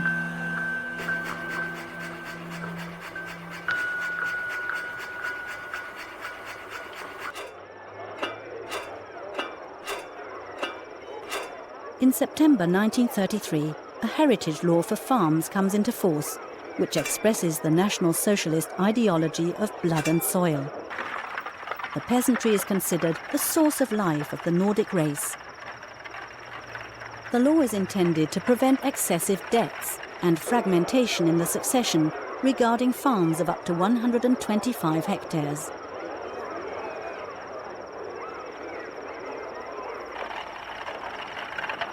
Hereditary farms only go to a single heir.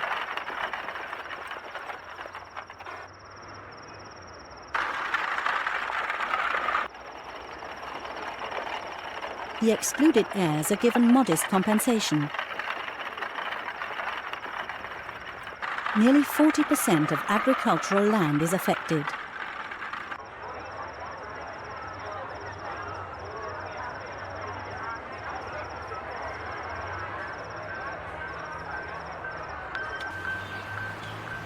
In rural areas of northern and eastern Germany, as well as in parts of Bavaria, peat is used for heating. Oil deposits in Germany are low.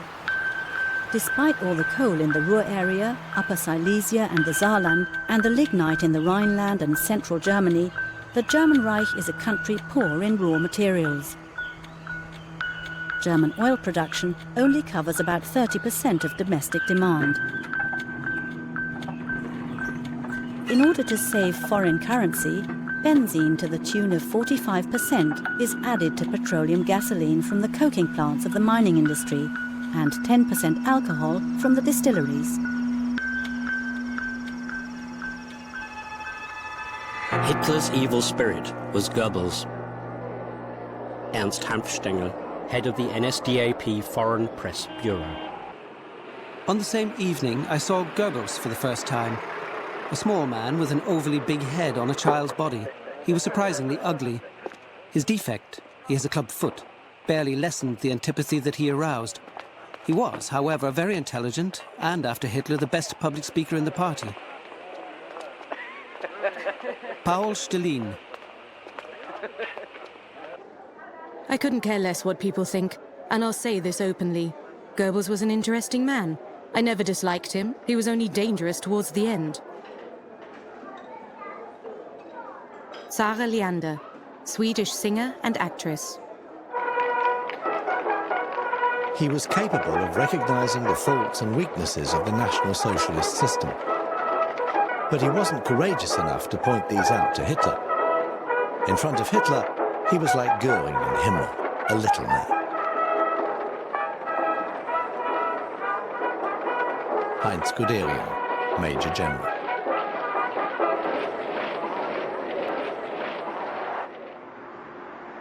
Hitler's private apartment.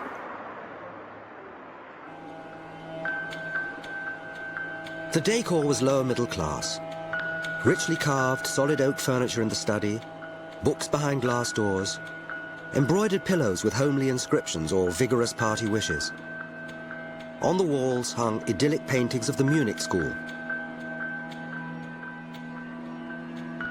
It smelled of old cooking oil and rancid rubbish. Albert Speer, Spandau Diaries. The only decoration in the room was a portrait in oil of the Führer's mother, painted from an old photograph. Friedland Wagner. He's really very lonely. Doesn't have any luck with women. He's too soft with them. Women don't like that. They need a man to lord it over them. Joseph Goebbels. In October 1938, Willy Forst shoots Bel Ami in the IFA studios in Berlin.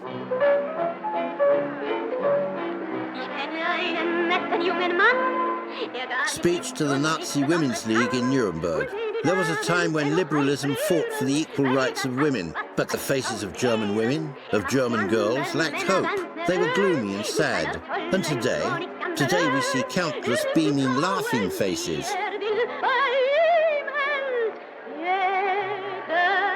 Adolf Hitler.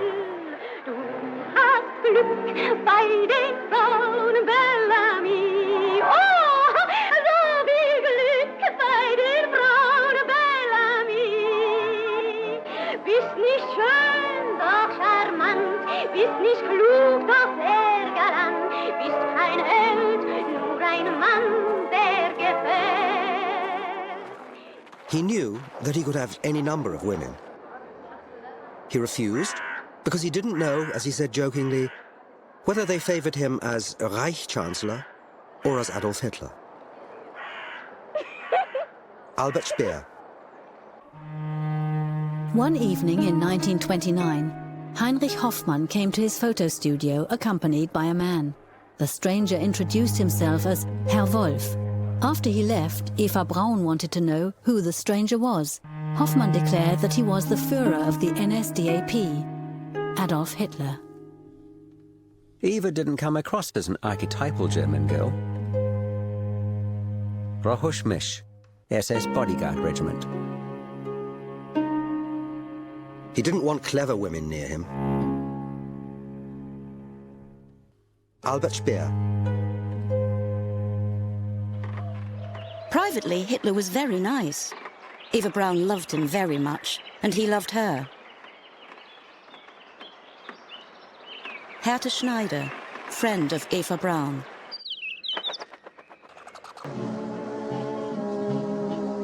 Hitler had got used to his girlfriend's character, but he didn't give in to everything she wanted. She was subject to a lot of strict rules.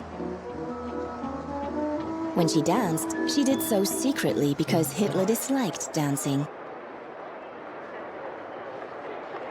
Christa Schröder.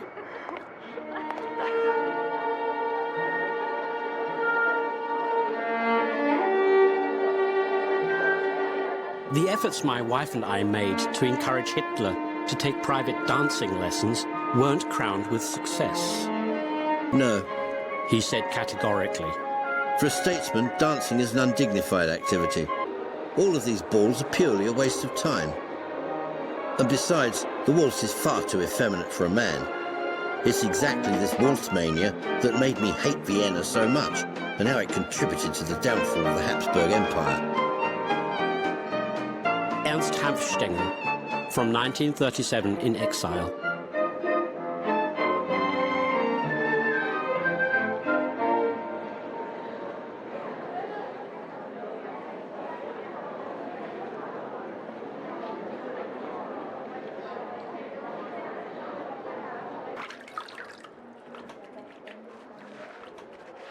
She had an extremely beautiful figure and was well proportioned. Gertraud Traudel-Junge, Hitler's private secretary from 1942. According to my observations, sexual relations between Hitler and Eva Braun were sporadically very active. I don't know who was the more active of the two. Eva Braun came across as very sexy, but Hitler too. Heinz Linger, valet to Adolf Hitler.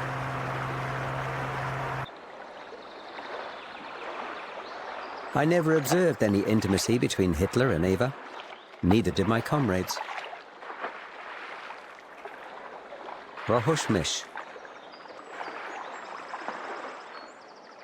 Diary, November the 18th, 1934. I don't want it to be my fault if he doesn't like me anymore. Eva Braun. For several months in the years 1934 and 1935, Eva Braun keeps a diary. The diary includes the period when she attempts suicide, probably to get Hitler to commit to her.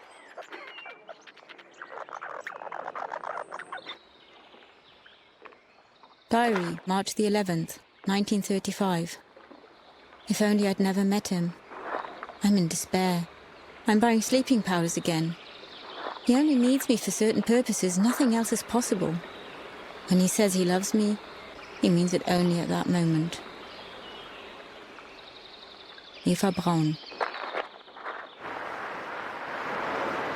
That was when Eva Braun attempted her first suicide. This act of desperation moved Hitler deeply. Christa Schröder.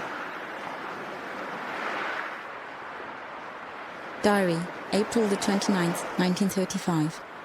The weather's so beautiful, and I, lover of the greatest man in Germany and the world, can enjoy the sun. Eva Braun. Politically, she had no idea. You often heard Eva Braun complaining. I don't know anything. Everything's kept secret from me. Christa Schröder. As for Eva Braun, no one outside the inner circles of the party and the SS knew of her until the last year of the war. Charles Bewley, Irish Envoy Extraordinary to Berlin, 1933 to 1939.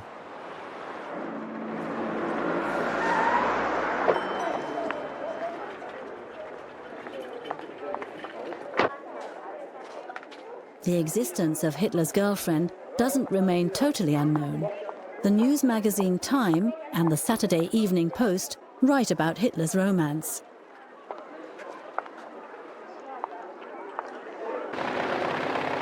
December the 16th, 1939. In the closing days of last August, a blonde Bavarian girl named Eva Helen Braun moved into the Great Chancellery of Wilhelmstrasse. There she conducts herself as if she were the wife of the Nazi dictator. Of course, European intelligence services have long known about the relationship between Effie and Hitler. Richard Norbert, Saturday Evening Post. When he retires, Hitler plans to build a residence in the Austrian town of Linz. Albert Speer revealed that Hitler intended to live out his final years there with Eva Braun. Besides Fräulein Braun, I'll take nobody else with me. Fräulein Braun and my dog. I will be lonely. Everyone will be running after my successor. Adolf Hitler to Albert Speer.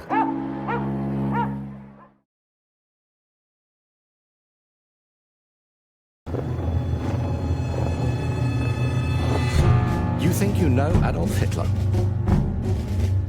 You've never seen him like this before. Hitler's contemporaries, from his birth in Braunau to his death in the bunker, authentically flesh out the picture. Who was Hitler?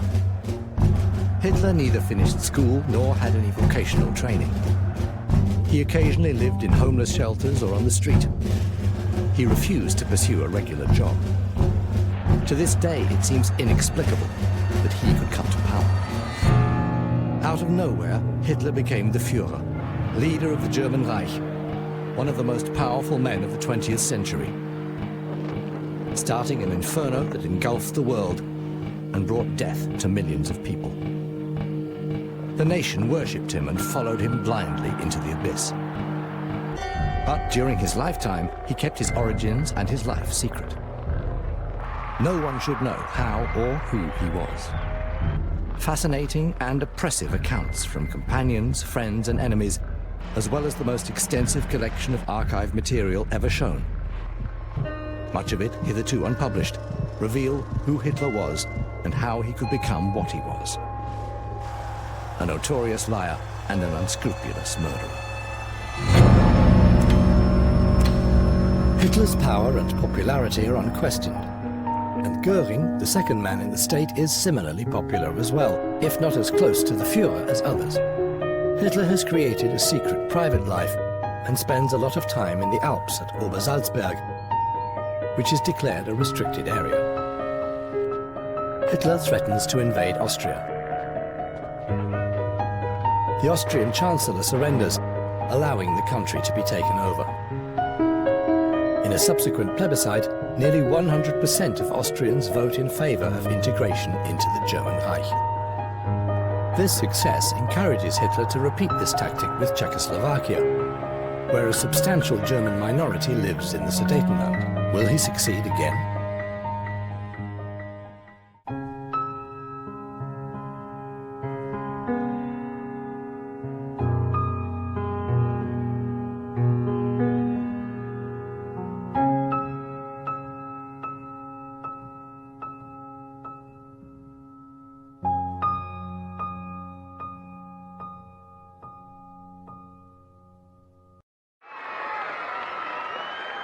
Has anything like the Third Reich ever existed before? Among the phenomenon that I have personally come across in my lifetime, Islam, the Mohammedan world and worldview, comes closest. The word Islam means devotion. It is the same thing as what is expressed by raising one's hand in the Nazi salute in the Third Reich. I am yours in life and in death. Islam is the higher ideal of the two, because it is nobler to serve God than a country or a race. Karen Tanja Blixen, Danish writer. He has managed to captivate his people using a mystical band that is not even dependent on the National Socialist Party that helped him into power. I often have the opportunity to experience this, indeed in all social circles. Robert Coulondre, French ambassador to Berlin, 1938 and 1939.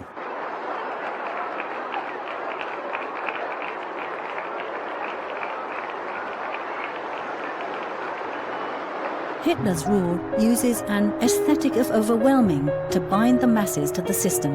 In the early days of his movement, well-organized and choreographed mass marches imply a strength which is in fact non-existent. After the seizure of power, he employs uniforms, dramaturgy, lighting effects known as cathedrals of light, and military pomp to amalgamate and unify the hurriedly summoned masses to a picture of strength, power and violence. Of the facts themselves, there was no doubt. He had restored to Germany her self-respect and recreated orderliness out of the chaos and distress which had followed her defeat in 1918. Neville Henderson, British Ambassador to Germany. The year 1937 is the quietest of Hitler's 12-year reign. There are no foreign policy provocations, no new racist laws, no publicly staged pogroms. If one were to believe the footage shot by amateur filmmakers who come from the upper middle class, the people in Hitler's Reich enjoy their lives.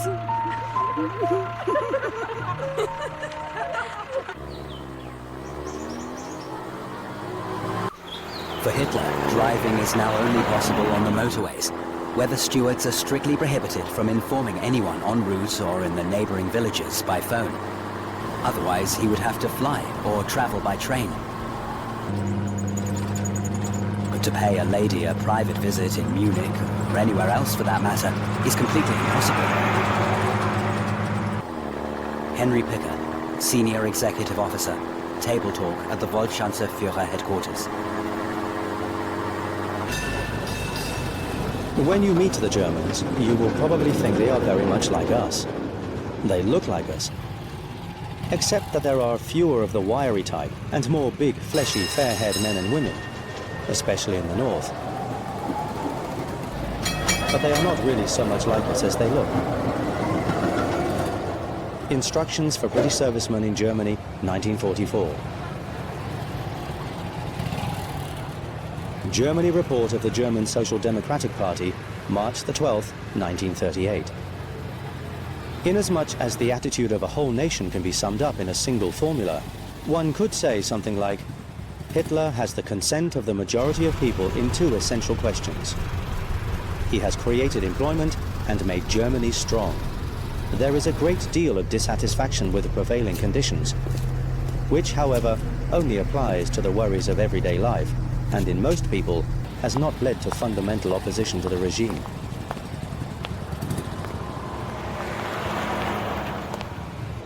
Heinrich Himmler visits Quedlinburg in the Prussian province of Saxony. In the medieval city, he propagates a cult around King Henry I, for Himmler, the founder of the German Reich. The king is buried in Quedlinburg Castle. The Reichsführer SS has been head of the German police in the Reich Ministry of the Interior since June 1936. Client conversation in Nuremberg, 1945. Göring. To the outside world, it looked like I was the second man in the government. But after 1942, my influence decreased. Question. Who were your rivals for power? Göring. Himmler, later Bormann. Hermann Göring to his lawyer, Hermann Bruce. When he had to make big decisions, he went up to Obersalzberg. Here, life was geared to his personal needs. Strolls around Obersalzberg, stopping in small guest houses, gave him, as he said, the inner peace and confidence to make the decisions that surprised the world. Albert Speer. Diary, September the 18th, 1938. Drive to the tea house up on the mountain. It stands majestically in the midst of giant peaks, an undisturbed view. Here one finds clarity and confidence. All the ballast of Berlin disappears. Joseph Goebbels. The entire Obersalzberg area is sealed off in 1935. Hitler asks Martin Bormann to pressure the house and hotel owners into selling their property to the NSDAP to create a so-called Führer security zone. Meanwhile, it had become a custom for everyone who wanted to see their Führer to gather there in the afternoon. An aide gave the signal, and then everyone marched down the hill past Hitler, a touching spectacle of spontaneous tribute. For them, it was one of the biggest moments of their lives. Fritz Wiedemann, adjutant to Adolf Hitler. One beautiful day, my school friends and I decided to visit Obersalzberg.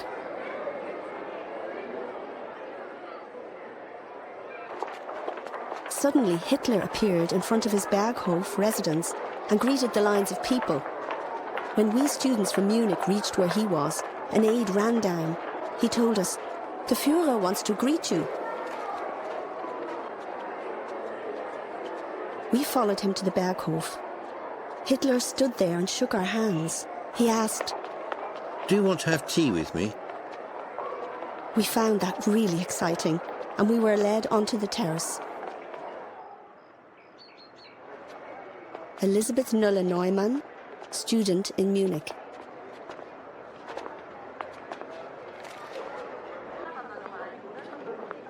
Adolf Hitler invited a circle of people to Obersalzberg who were not selected for their politics.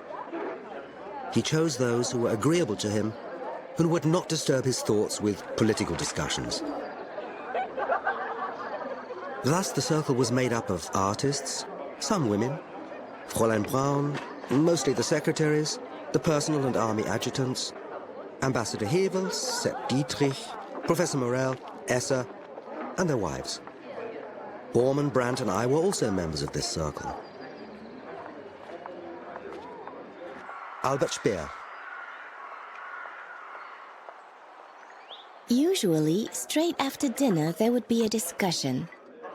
After that, there was a stroll to the little tea house, half an hour's walk away from the Berghof. Hitler led the way with the honored guests. The others followed far enough behind to be out of earshot. The party met again on a plateau beneath a tea house that had a wide view of the Alps. The way back to the Berghof was always by car. Christa Schröder, Hitler's private secretary.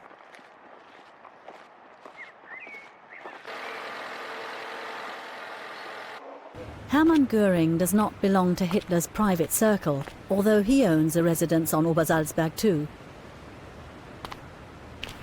Hitler maintains no private relationship with him.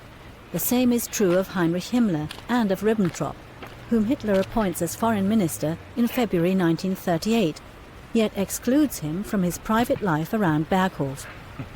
Komm, ja, mein Cäsar. Kommst du mich besuchen? Mutti, kommst du mich besuchen, ja? Komm. Ist ordentlich satt geworden, Cäsar. Los, schön, spring, hopp. So ist gut. Even as Hitler's deputy, I always had to restrain myself because I often didn't know about plans and projects. In secret, it was determined, and in 1936 then disclosed to the ministers that I would be considered the Führer's successor. Nevertheless, the Führer often did not inform me about important actions. Hermann Göring, conversation with Hermann Bross, Nuremberg 1945.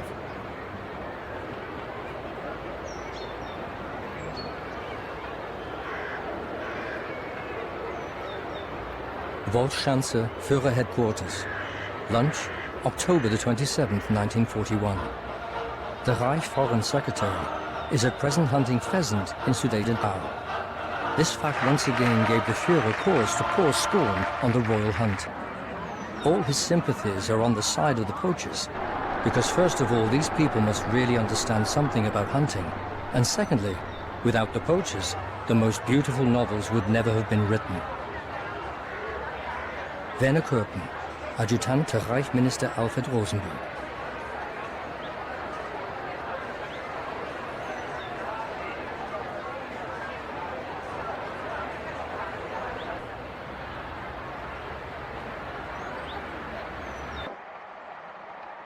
He didn't drink a drop of alcohol, never ate meat, didn't smoke. His asceticism was real and not artificial. Hans Frank, Reich legal director. He ate only vegetarian dishes, usually an enormous plate of carrots, peas, asparagus, onions, leeks, sliced kohlrabi and potatoes, all mixed up together in a thick white sauce. Sefton Delmer, British correspondent for the Daily Express in Berlin.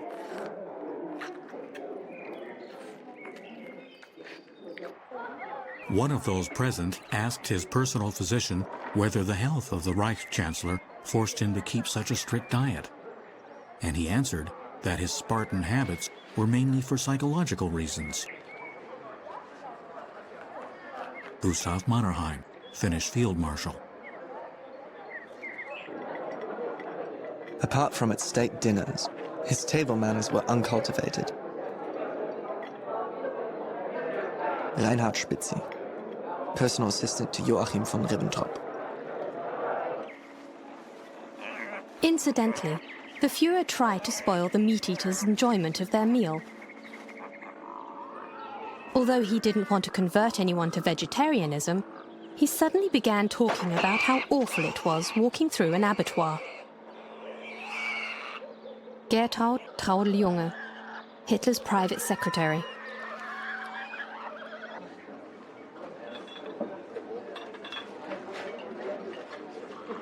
After the meal, there was black coffee, but nothing to smoke. Tobacco was banned from the entire chancellery, even in the toilets.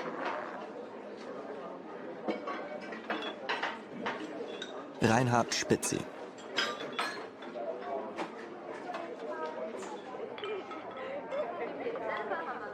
Enjoying meat, he said, triggered a desire for alcohol. And then again, alcohol stimulated smoking. And this was how one vice led to another.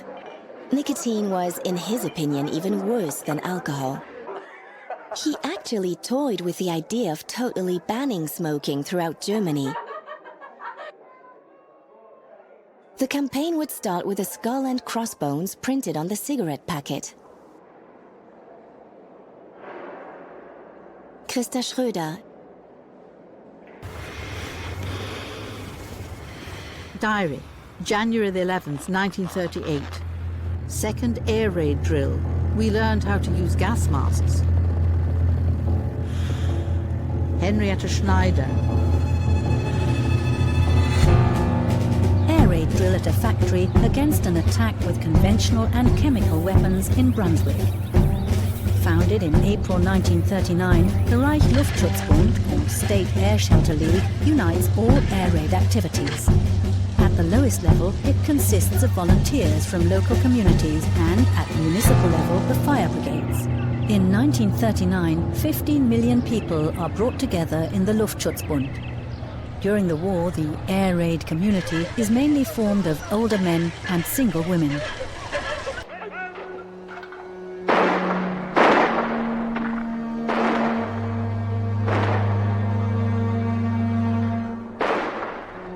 The Führer had at this time something like the power of Napoleon after Austerlitz and Jena. Winston Churchill, member of the British Parliament. Seefeld in Tyrol, on the day the Wehrmacht enter Austria. The Austrian NSDAP has been banned since 1933 for terrorist activities. Previously, they had received, on average, less than 25% of the vote at regional elections, but in some cities, such as Innsbruck, more than 40%. On July the 25th, 1934, the Austrian National Socialists tried to stage a coup and failed. Already in July 1936, however, the National Socialists imprisoned in Austria were pardoned. The activities of the party were tolerated and it gained support, especially in Carinthia and Styria. As far back as I can remember, the rise of Hitler and the powerful country next door cast a threatening shadow over us. Egon Schwartz, Austrian Jewish high school student in Vienna.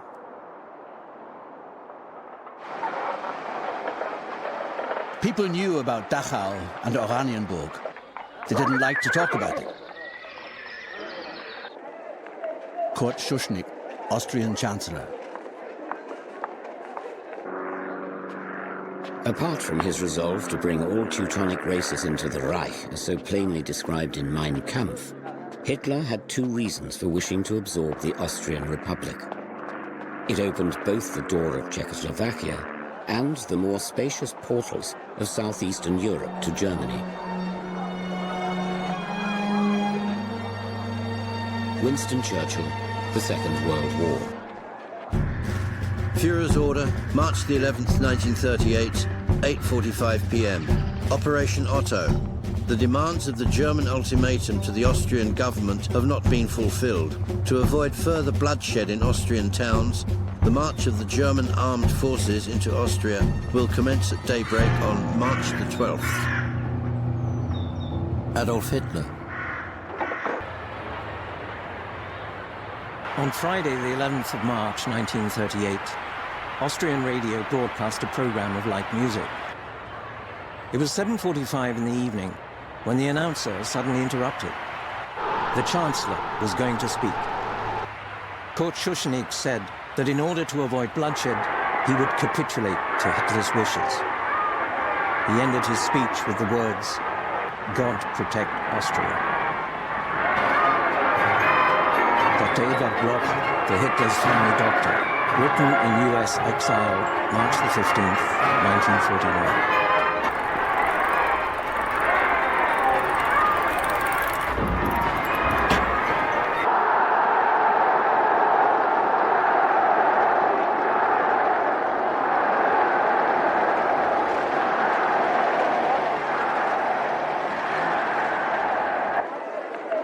Diary, Sunday, March the 13th, 1938.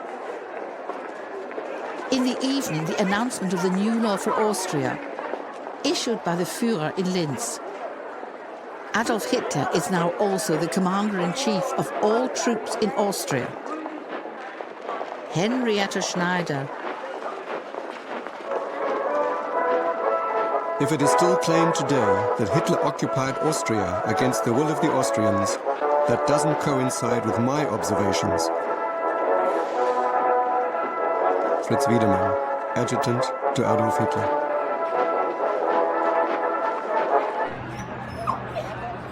It is correct to say that a very large number of Austrians were gladly prepared to accept National Socialism and integration into the German Reich. This number is made up of all those who were disappointed with the politics of compromise of previous years and who doubted that Austria would be able to hold out against National Socialism. Those who expected liberation from what they called clericalism, and above all, those who felt threatened by the Jewish menace. Ernst Rüdiger Starhemberg, leader of the Austrian Home Guard, from March 1938 in exile.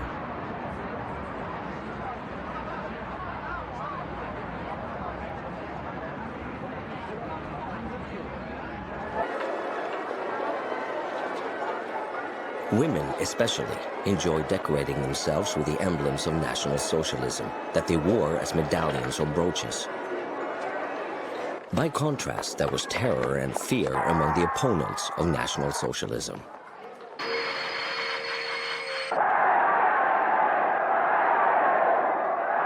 The fear was particularly acute among the Jews and led to hasty actions and suicides. Egon Basch, St. Pölten, German-Austrian Jew.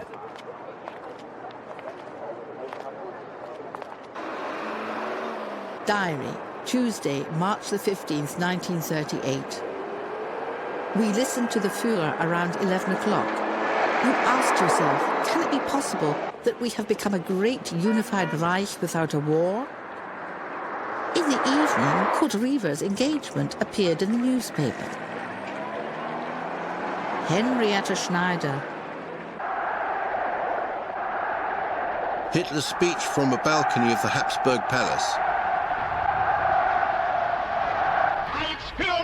As Führer and Chancellor of the German nation and Reich, I report before history the entry of my homeland into the German Reich.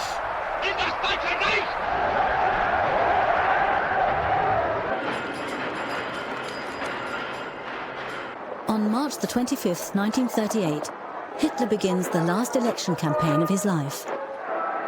Hitler wants to confirm the annexation of Austria in a referendum. He estimates 80% will vote in favour of it in Austria.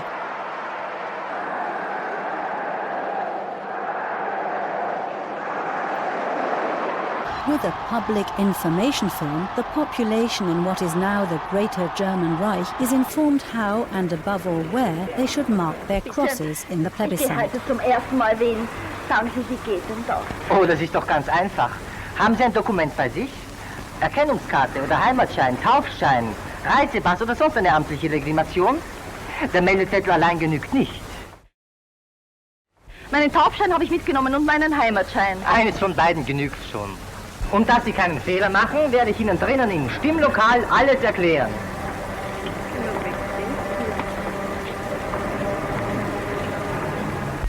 Also jetzt passen Sie gut auf.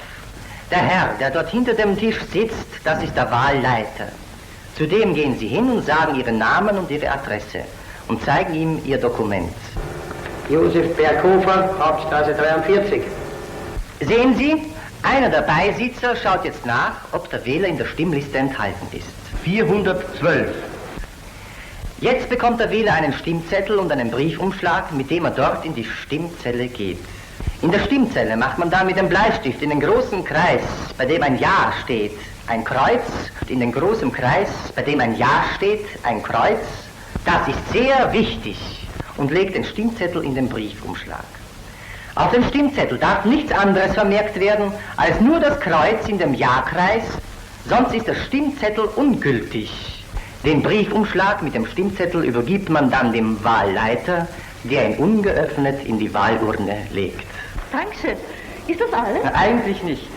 Denn nachher, wenn Sie abgestimmt haben, müssen Sie nach Hause gehen und dafür sorgen, dass auch alle Ihre Bekannten rechtzeitig zur Abstimmung kommen. Hitler estimates 80% will vote in favour of it in Austria.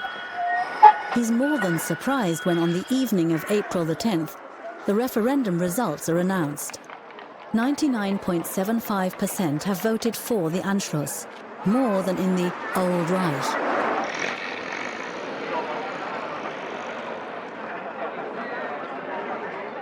Election Day in Schwetzingen, 10 kilometers west of Heidelberg.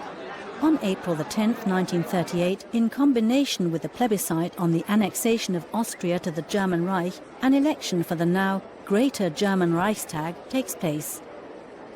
Between November 1933 and April 1938, Adolf Hitler calls 3 elections for the German Reichstag, which has been disempowered by the Enabling Act. These elections to his pseudo-parliament are fixed and anything but free. They do not say anything about the support of Germans for Hitler's policies. For example, unmarked ballots are considered as being in favour. Germans of Jewish descent and so-called Jewish half-breeds lost the right to vote in 1935.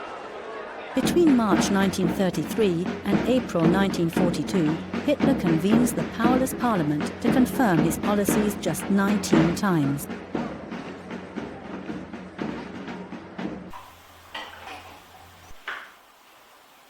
As it turned out, in the Great German Vote, all the staff in Paul Zollneiss's house, from the chauffeur to the chambermaids, are party members.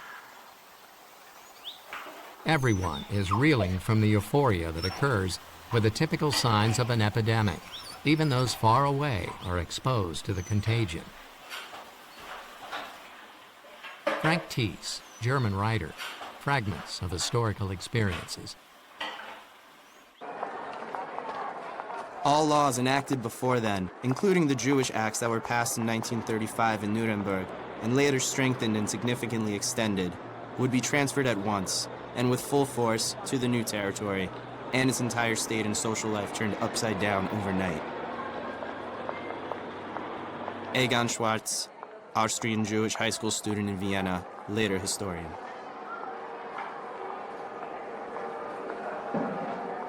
A march passed in Lower Austria to mark May the 1st.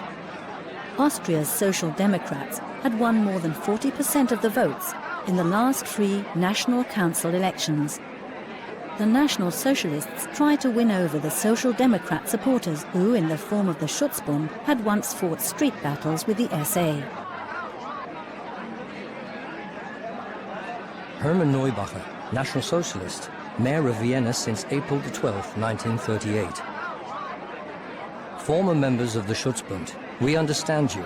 You believed, as we also believe. You stood up for it, as we did during difficult years. You were revolutionaries, as are we. Today we extend our hand. Are you prepared to work with us faithfully, and until the very last? Then I accept your vow. To our great Führer, Sieg Heil. Summer at Lake Atta in the Salzkammergut resort. The middle class have also come to terms with the Anschluss, which has been overwhelmingly promoted in mass initiatives and propaganda campaigns. The Catholic German nationalism of the Christian social movement, dominant up until 1938, facilitates the abandonment of almost all resistance.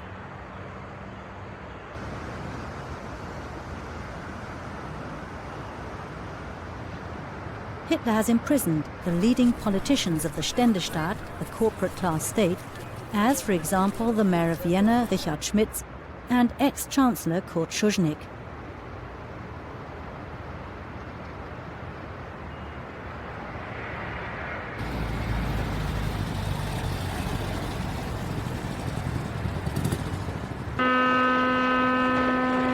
Diary, May 26, 1938. I have requested permission to emigrate. I feel that I have to leave Germany before it is too late. War seems unavoidable. It will, I fear, encompass all of Europe, if not the whole world. Bella Fromm, German Jewish journalist.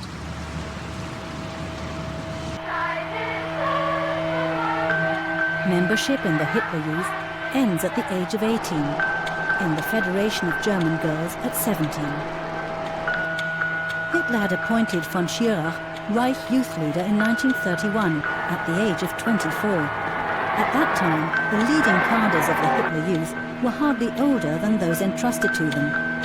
According to Hitler's instruction, youth should be led by youth. The National Revolution is undoubtedly a youth movement.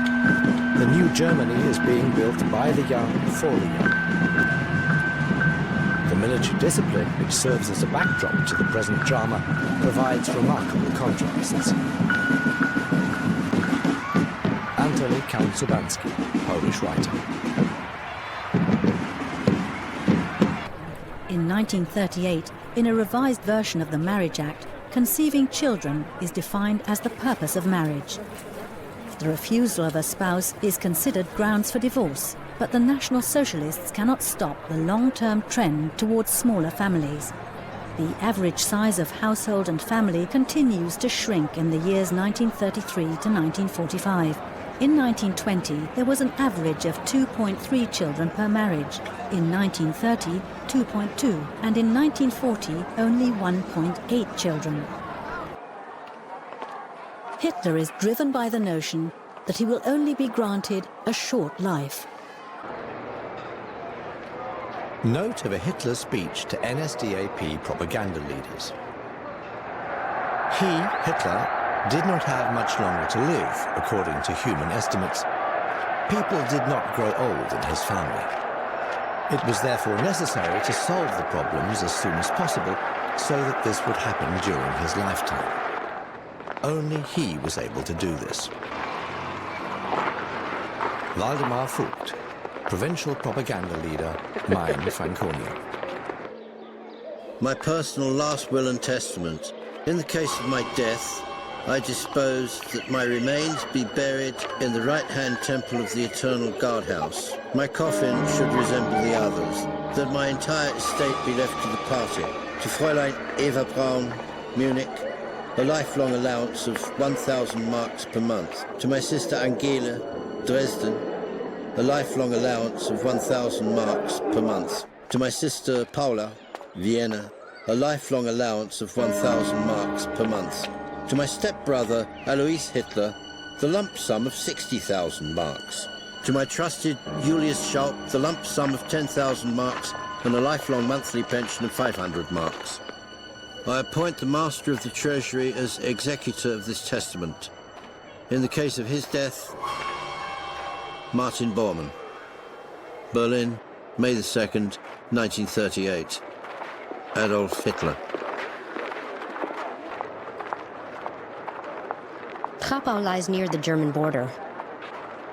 Whenever we came up to the border, several in the group broke away, ran across the borderline, and kissed the German earth.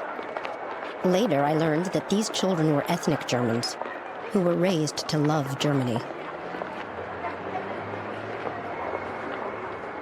Ruth Elias, Czech Jew.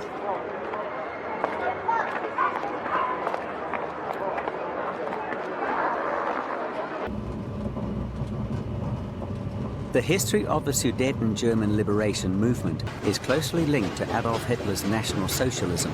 Although we were never allowed to have a shared organization with the National Socialists in the Reich for political and foreign policy reasons, no artificial barriers could prevent the spirit of Adolf Hitler from attracting ever larger masses of Sudeten Germans. Swastika flags flew on the streets of Sudeten German districts and cities. The marching columns of a faithful German youth, devoted unto death, broke the Marxist rule of violence. Hans Krebs, German National Socialist Workers' Party of Czechoslovakia, MP.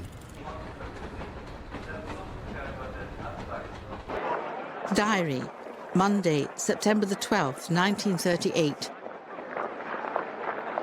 In the evening, we heard the close of the party convention in Nuremberg.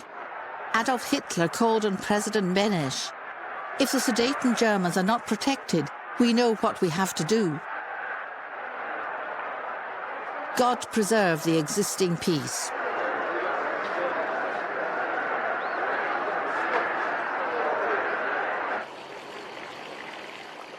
Diary, Thursday, September the 15th, 1938.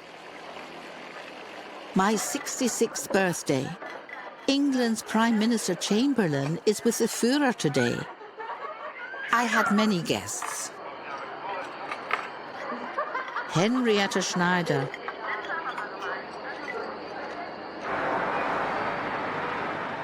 The British Prime Minister made a really good impression on our people. But unfortunately, he wasn't the right man for Hitler. He was too kind and decent. One should have found a different negotiating partner for Hitler. A bulldog like Churchill, or a hard-headed colonial general.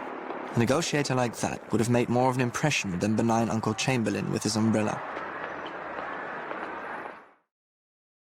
Reinhard Spitzi, personal assistant to Joachim von Ribbentrop.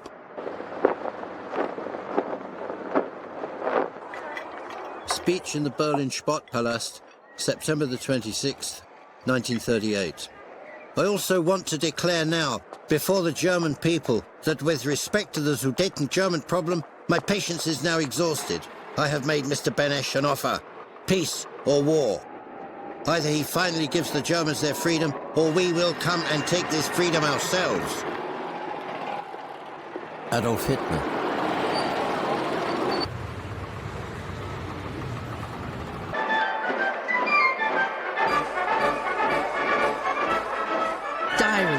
Tuesday, September the 27th, 1938. Hitler spoke to the German people last night. If Benesch doesn't accept his offer, we'll move in on October the 1st. That means war. Henrietta Schneider. There were various different tones to these discussions. Hitler found friendly words of recognition for Chamberlain, and Lotus spoke the oft-quoted sentence, "We don't want any Czechs." Paul Otto Schmidt, interpreter for Adolf Hitler. Diary, Wednesday, September the 28th, 1938. Tomorrow, a meeting in Munich between Hitler, Daladier, Chamberlain and Mussolini. Henrietta Schneider. In spite of the harshness and ruthlessness I thought I saw in his face, I got the impression that here was a man who could be relied upon when he had given his word. Neville Chamberlain, British Prime Minister, letter to his sister. Diary. Friday, September the 30th, 1938. The negotiations in Munich have had a happy ending. The Czechs have to pull out of the Sudetenland tomorrow. Hitler, our Prince of Peace. Henrietta Schneider. The genius of the Führer and his determination not to shrink, even in the face of war, have again achieved victory without the use of force. Alfred Jodl. Letter to Elizabeth Wagner, October the 9th, 1938. The occupation is going smoothly. Unfortunately, we've swallowed 500,000 Czechs. Eduard Wagner, Colonel in the General Staff.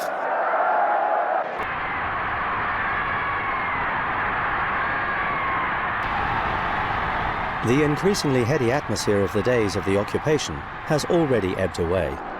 Nevertheless, one has to say that National Socialism has been accepted everywhere.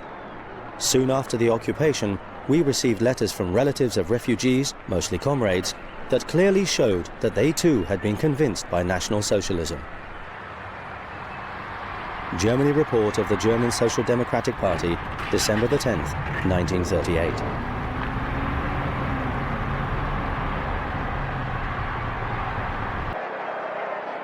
Everyone concurs that the Munich Agreement is Hitler's victory. But Hitler himself sees it as a defeat.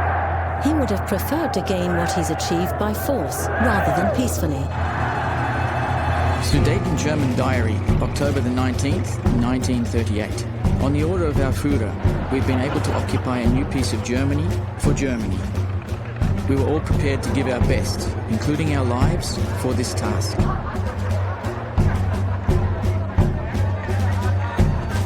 Benno von Arendt, Reich Set Designer, Reserve Officer.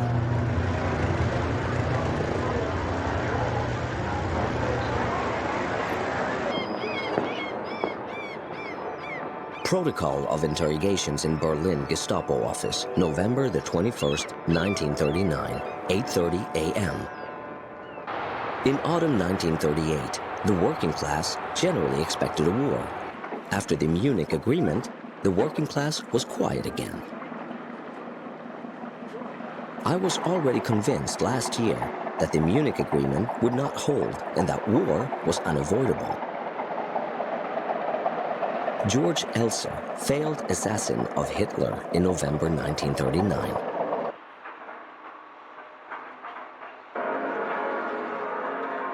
On Monday, November the 7th, 1938, the stateless 17-year-old Jewish boy Grünspan goes to the German embassy, demands to speak with one of the counselors, is taken to the duty counselor vom Rat, and shoots him. Grünspan describes the motive for the act as wanting to take revenge for his fellow believers, for the Polish Jews forced out of Germany. Walter Tausk, German Jew, Wroclaw, Diary.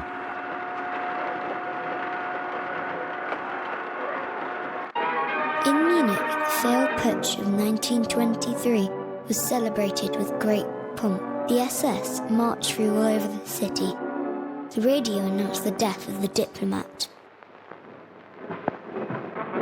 Edgar Furchtwanger, German Jewish neighbor of Adolf Hitler. Die Feierlichkeiten am 9. November in München fanden ihren Abschluss mit der Vereidigung der SS-Anwärter auf dem Platz vor der Feldherrnhalle in Anwesenheit des Führers.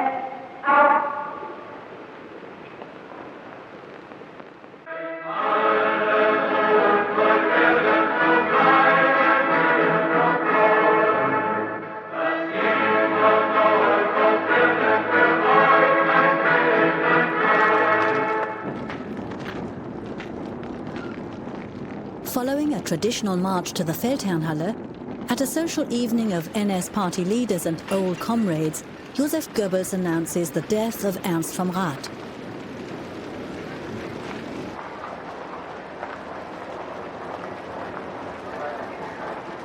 I go to the party reception in the Old Town Hall. Very busy. I report the matter to the Führer. He orders... Withdraw the police. The Jews should for once feel the people's anger. Joseph Goebbels, diary. It was clear to me that something would happen outside in the Reich. I believe that the saying, "the Jews will pay for this," was widely misunderstood. Hartmann Lauterbacher, Deputy Leader, Hitler Youth. Diary, November 1938. In the night that brings the news of the death, a pogrom breaks out all over Germany. All the synagogues are on fire, windows are smashed in all the Jewish shops, the wares destroyed. Apartments are broken into. Thousands of Jewish men are arrested and locked up in concentration camps.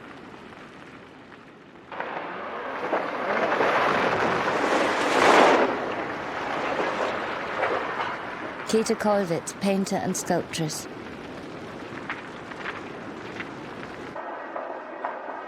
The synagogue in Esslingen in Württemberg is plundered by residents of the town on the afternoon of November the 10th.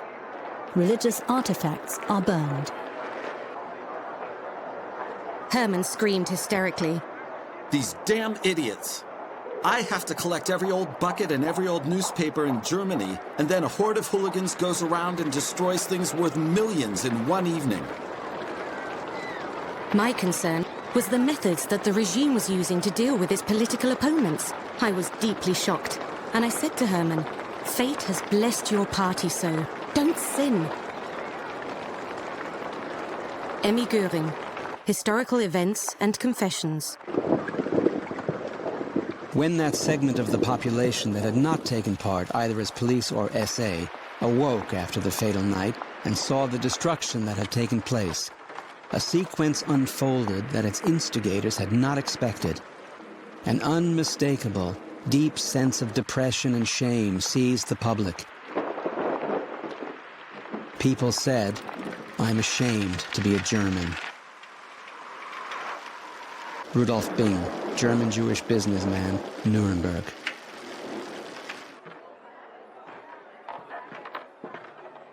November the 10th, 1938. Meeting in the Ministry of Aviation. Göring again openly expressed his reluctance, but nevertheless issued an abundance of repulsive regulations. Things like Jews should not visit theaters, museums, and beach resorts, and shouldn't drive cars. Göring said himself in the meeting, he wouldn't want to live in Germany as a Jew anymore. Hans Kerr, official in charge of special tasks in the Economics Ministry, Memoirs. As with the Night of the Long Knives, we considered the Kristallnacht to be an unavoidable peripheral phenomenon of the otherwise accepted National Socialist seizure of power, which only now began to reveal its revolutionary character. Rudolf Wolters, architect, employee of Albert Speer. Entering public parks is forbidden to Viennese Jews, along with the Schönbrunn Palace Gardens. In the districts of the German Ostmark, as in the rest of the German Reich, the Nuremberg Race Laws apply. Between March 1938 and May 1939 alone, 100,000 Austrians of Jewish descent leave their home country, with most having to abandon almost all their property. by 1942, another 30,000 will emigrate or flee.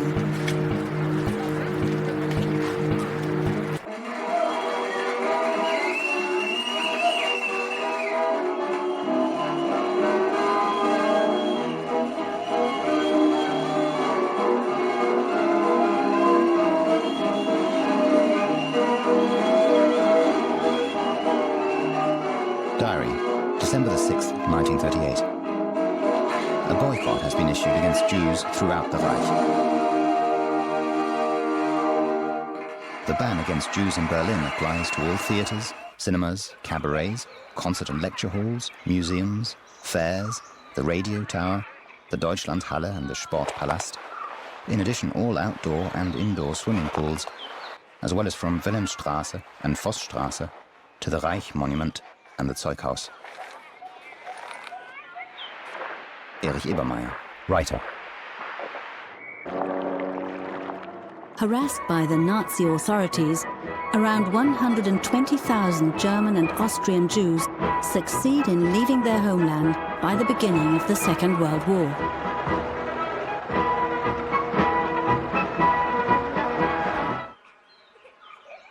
I used my final days in Germany to bid farewell to my old homeland. With my children, I walked through the spring along the old familiar paths through the forests and fields, where every tree and every house had associations. Never again in my life would I walk on these paths.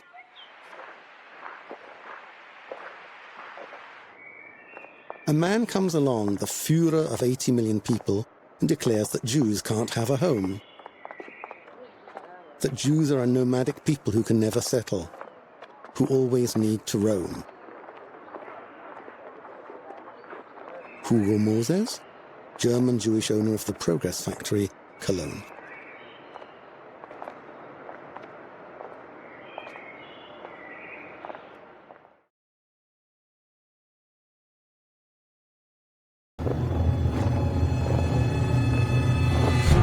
You think you know Adolf Hitler? You've never seen him like this before. Hitler's contemporaries, from his birth in Braunau to his death in the bunker, authentically flesh out the picture. Who was Hitler? Hitler neither finished school nor had any vocational training. He occasionally lived in homeless shelters or on the street. He refused to pursue a regular job. To this day, it seems inexplicable that he could come to power. Out of nowhere, Hitler became the Führer, leader of the German Reich, one of the most powerful men of the 20th century, starting an inferno that engulfed the world and brought death to millions of people. The nation worshipped him and followed him blindly into the abyss. But during his lifetime, he kept his origins and his life secret. No one should know how or who he was. Fascinating and oppressive accounts from companions, friends, and enemies, as well as the most extensive collection of archive material ever shown. Much of it, hitherto unpublished, reveal who Hitler was and how he could become what he was. A notorious liar and an unscrupulous murderer. After the Saarland referendum and reunification with the German Reich, Hitler repeatedly declares that he has no further territorial claims and just wants peace. Already in March 1938, he breaks his word and uses the threat of a military occupation to annex Austria. He then threatens to invade parts of Czechoslovakia and, thanks to the Munich Agreement of October 1938, is able to claim a large part of the country.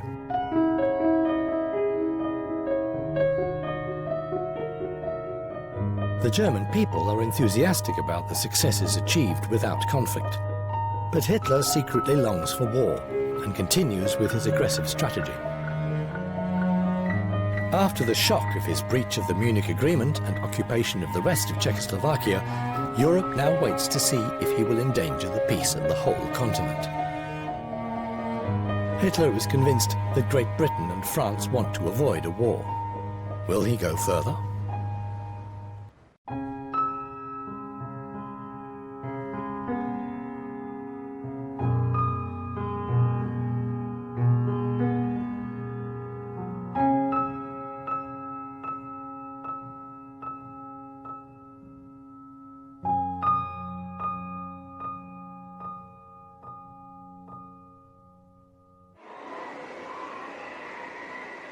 Diary, January the 1st, 1939.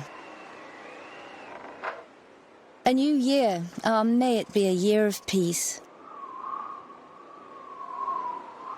Thea Sternheim, art collector and author. Until the beginning of October 1938, the White Meadow was in the Czech part of the Sudeten Mountains and is now part of the German Reichsgau Sudetenland. This new district has almost 3 million inhabitants who see themselves as Germans and welcome the Anschluss, the union with the German Reich. The thus far peaceful extension of territorial dominion is also received extremely positively in the other parts of the German Reich. On the 13th of February 1939, Hitler tells a few confidants that he intends to take action against the Czechs in mid-March. German propaganda is adjusted accordingly. Diary. Berlin, March the 14th, 1939. Nighttime. Foreign broadcasters are reporting that the Czechoslovak President Hacha arrived in Berlin today and was received by Hitler. Does this mean war, after all? Erich Ebermeier, writer.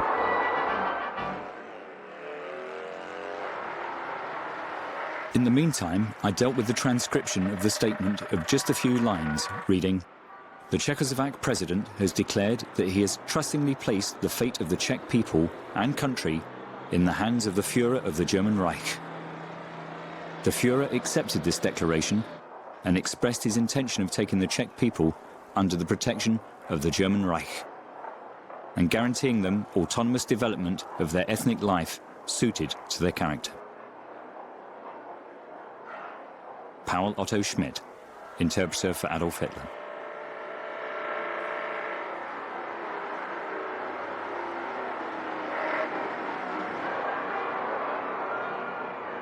For 3 hours, Hitler conducted a discussion with the president of Czechoslovakia. We all knew that it was about war or peace. Suddenly the door opened, Hitler rushed out and proclaimed, "So people, good news. Hacha has signed the agreement. I will go down as the greatest German in history." Christa Schröder, Hitler's private secretary.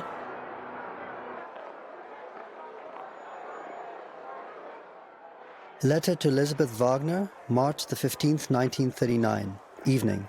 The Führer drove to Prague at 4 o'clock this afternoon. He is staying in Prague Castle. In the morning, there will be a parade. His dream is thus fulfilled. Eduard Wagner, Artillery General.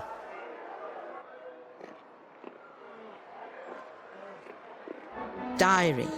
Thursday, March the 16th, 1939. The Führer had the contents of Article 13 on the establishment of the Protectorate announced over the radio.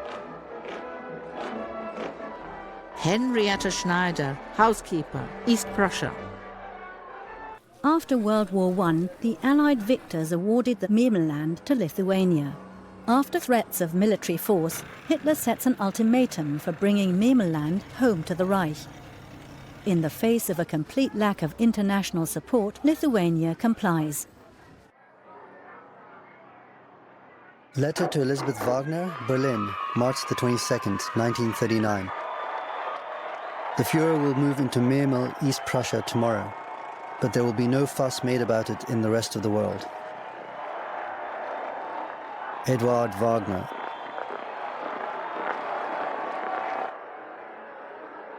Diary. Thursday, March the 23rd, 1938. Around 2:30, the Führer spoke to the Memellanders. He had come to Memel in the armoured ship Deutschland with a whole fleet. His words were uplifting. Henrietta Schneider.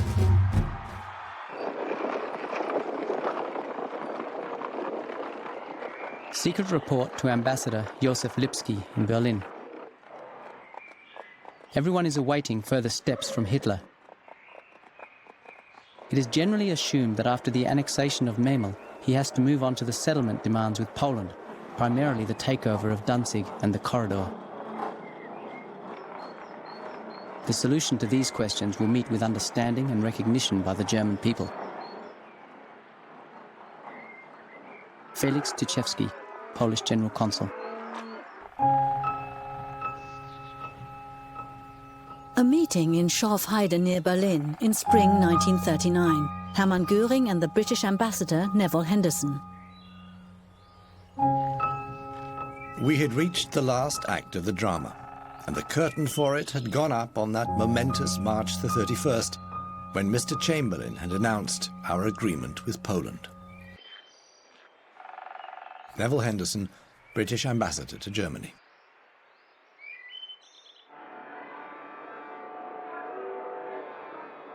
House of Commons, March the 31st, 1939. I have to inform the House that during that period, in the event of any action which clearly threatened Polish independence, His Majesty's government would feel themselves bound at once to lend the Polish government all support in their power. They have given the Polish government an assurance to that effect. I may add that the French government have authorized me to make it plain that they stand in the same position. Neville Chamberlain, Prime Minister. But no one who understood the situation could doubt that it meant in all human probability a major war in which we should be involved. Winston Churchill, member of the House of Commons. Letter to his wife, Vita Sackville-West, April the 20th, 1939. Harold Nicholson, Member of Parliament, National Labour Party. There is a break in the crisis, which makes me uneasy. That is one of the worst things with this tension. If Hitler doesn't do anything, we all become uneasy. And if he does do something, we all get frightened. Hitler deliberately focuses on strengthening military traditions. In Schwetzingen, in the southwestern German provinces, a veteran of the Franco-German War is buried. Everything is now a matter for the party and its structures. A representative of the Wehrmacht holds a eulogy at the grave. In 1939, the NSDAP has 5.3 million members. Its mass organizations such as the SA, the Hitler Youth and the German Labour Front are responsible for another 30 million Germans, a nation marching in step towards war. May 1939. Dear Dilemma, it's pretty damned interesting. I was up in Danzig for a couple of days. Danzig is completely Nazified. Lots of Heil Hitler, etc. I think that if Hitler can extricate himself from this matter without losing face, he will do so. If Ribbentrop and the radicals get their way, it will be interesting to see what happens in the end. Don't forget, the Poles are no Czechs, and they will fight.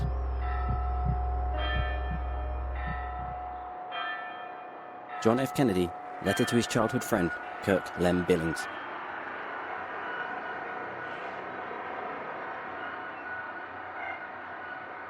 June the 6th, 1939. Amateur footage of the flags in the street Unter den Linden from a window in the French embassy.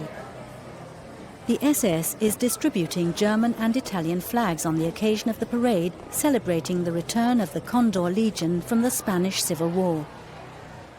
The Germans have known for only a few weeks that, together with Italian troops, this Luftwaffe unit helped the Spanish fascists to victory over the left-wing Republic, thereby gaining experience of aerial warfare in a covert operation.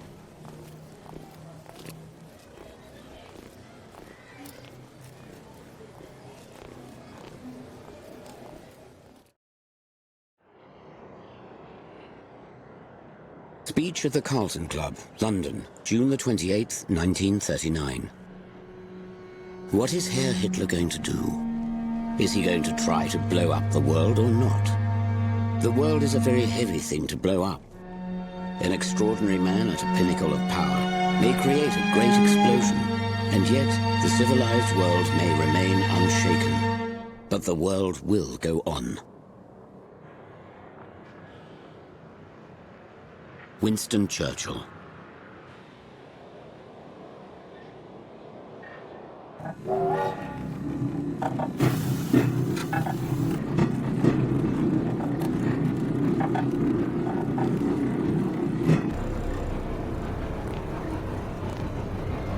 the market in Swinemünde, a port on the Baltic Sea in the province of Pomerania.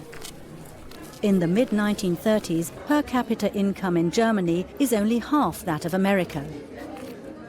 Above all, agriculture, from which 9 million Germans live, is still underdeveloped.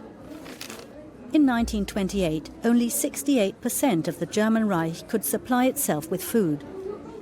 But by 1939, this share has risen to 83%. Mainly meat and fats still have to be imported. Nobody is starving in Germany anymore. The Germans are doing well.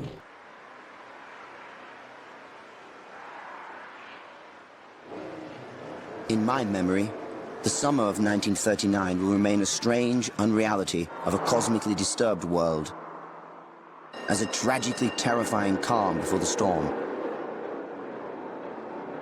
Arno Breker, sculptor and architect.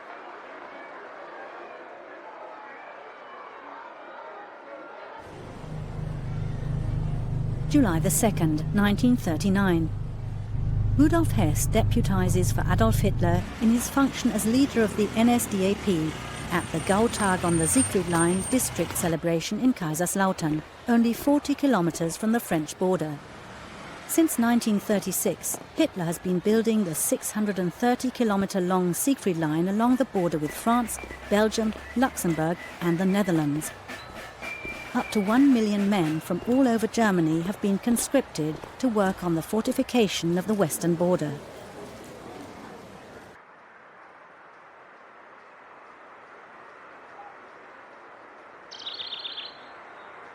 I still remember how I threw my aunt's cat from the second-floor window and it landed unharmed. When it had kittens, my cousin Maurice was told to dispose of them. One by one, he hurled them against a wall like snowballs, and they fell lifeless to the ground like empty little bags. This was the first experience of death through violence and a foretaste of what the Nazis were to inflict upon the population of Alsace. Tommy Ungerer, A Childhood Under the Nazis.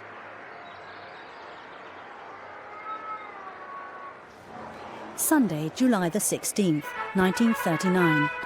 A Guard battalion has lined up before Adolf Hitler outside the Museum of German Art in Munich. Since this summer, Wehrmacht officers and party officials are allowed to wear the white tunics as a dress uniform. Hitler, followed by Reichsführer SS Heinrich Himmler in black SS uniform, walks up the steps of the museum. Inside the museum, too, there are almost exclusively uniformed men to be seen. One of the few civilians present on this summer Sunday is the museum's director, Karl Kolb. Uniforms are omnipresent in everyday life in the German Reich.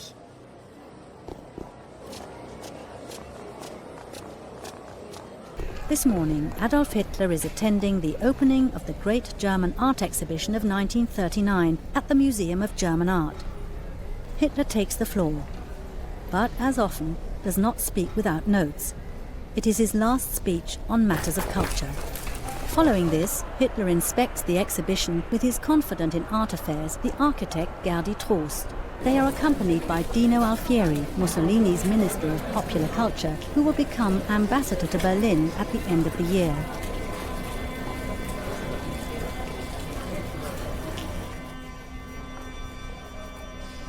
Most of the exhibiting artists are in tails.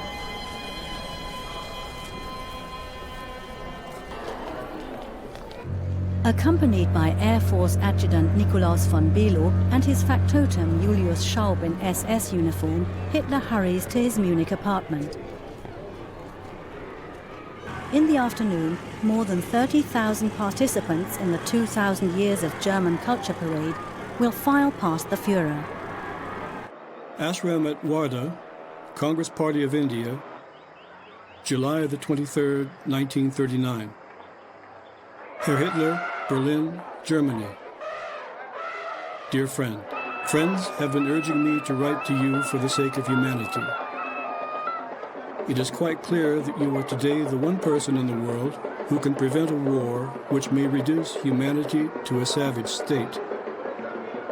Are you really willing to pay that price for an object, however worthy it may appear to you to be? Will you listen to the appeal of one who has deliberately shunned the method of war, not without considerable success? Anyway, I anticipate your forgiveness if I have erred in writing to you. I remain your sincere friend, Mahatma Gandhi.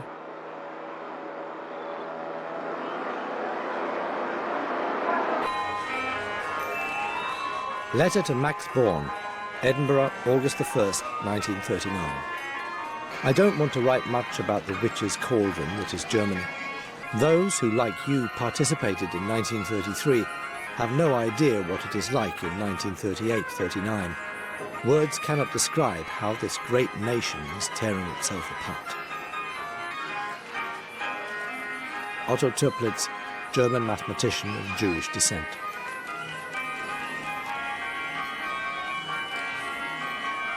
The imperial city of Augsburg.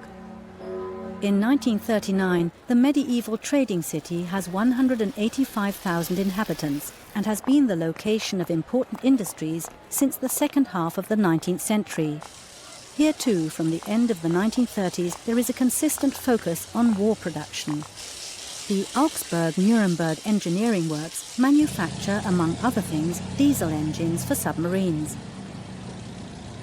The Messerschmitt factories produce fighters and bombers, the Renk factories large gearboxes. From 1943, Allied bombers will begin destroying the Bavarian armaments complex. The summer was winding down. The weather was warm and sultry, and Danzig's numerous cafes, beer and wine gardens were filled with Germans enjoying themselves, despite all the talk of imminent war. It was difficult to conceive of such folks going to war or causing war to break out over them.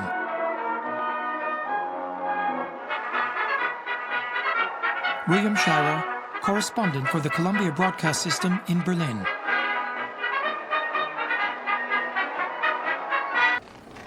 On August the 11th, 1939, the town of Perleberg in the Prussian province of Brandenburg, northwest of Berlin, celebrates its 700th anniversary. The number of uniformed people in the historic parade shows that the National Socialists have managed to attract both young and old.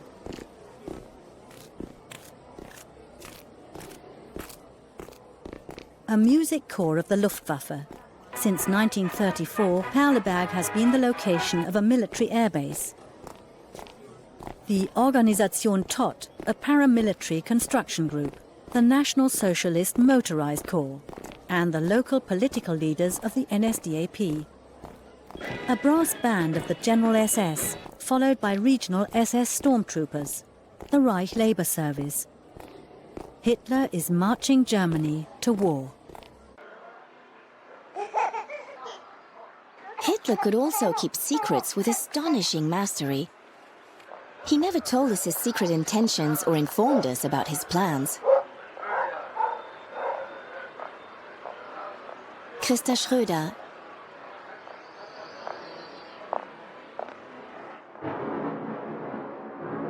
August the 13th, 1939. Obersalzberg. Paul Otto Schmidt, interpreter of Adolf Hitler. Hitler was completely set on war. The British are guilty of everything. The Poles have a serious lesson to learn. The democracies are inferior to Germany and will never fight. Was the recurring keynote of the German dictator's speeches.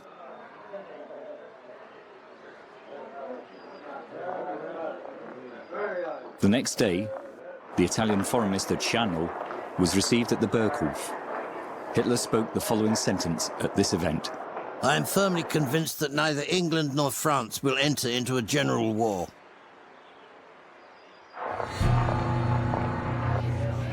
Italy's foreign minister cannot talk Adolf Hitler out of his war plans. The Kingdom of Italy is tightly bound by the Pact of Steel to the German Reich. However, the Duce, Benito Mussolini, reveals to Hitler in a letter that the country is not prepared for war. When Hitler gives the order to invade Poland, Italy withholds its allegiance. Hitler doesn't even bother to answer a final attempt at mediation by Mussolini.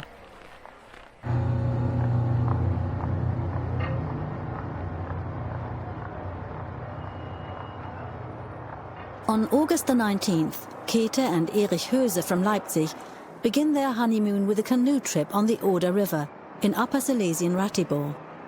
They take Erich's camera.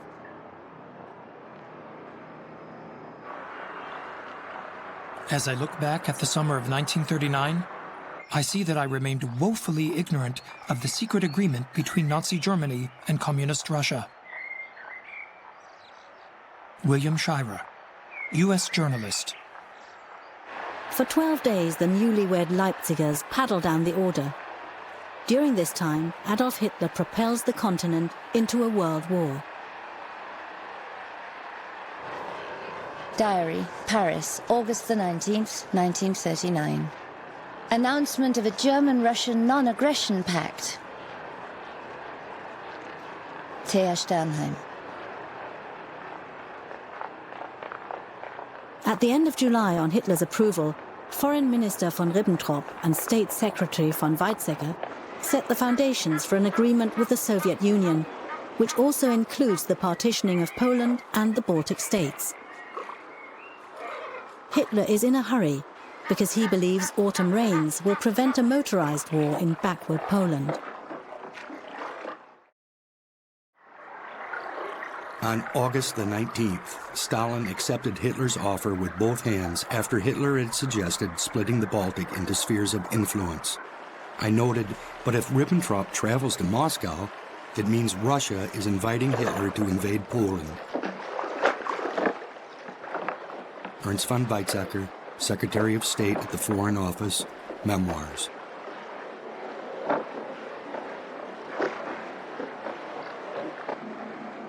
Telegram to the German Chancellor, Herr A. Hitler, August the 21st, 1939. I thank you for your letter. I hope that the German-Soviet non-aggression pact will be a turning point and a serious improvement in political relations between our countries. The Soviet government has instructed me to tell you that they agree to the arrival of Herr von Ribbentrop in Moscow on August the 23rd. J. Stalin. Diary, August the 22nd, 1939. About 4 years ago, the Führer told a foreigner in my presence that he couldn't cooperate with Moscow because it wouldn't be possible to forbid the German people from stealing and at the same time maintain a friendship with thieves. Alfred Rosenberg, Director of the Foreign Policy Office of the NSDAP. Diary, August the 23rd, 1939. In the evening, I sit in the Pilsner on the Kurfürstendamm. I allow the street life to flow past me. People with a burden, who well know what's going on, somewhat sad and thoughtful. Eduard Wagner, Artillery General.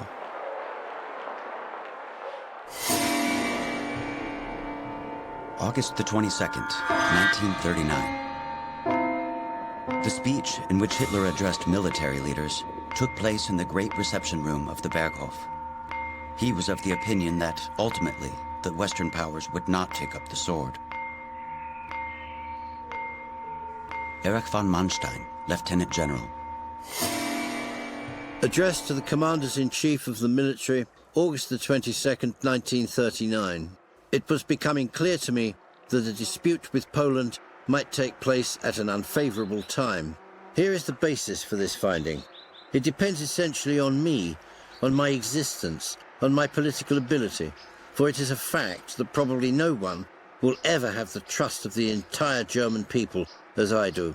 In the future, there will probably never be a man who has more authority than I. My presence, therefore, is of great value. But I can be eliminated at any time by a criminal or by an idiot. Adolf Hitler. Diary, Sunday, August the 27th, 1939. Exchange of letters between Hitler and Chamberlain. Hitler wants Danzig and the corridor for Germany. Henrietta Schneider.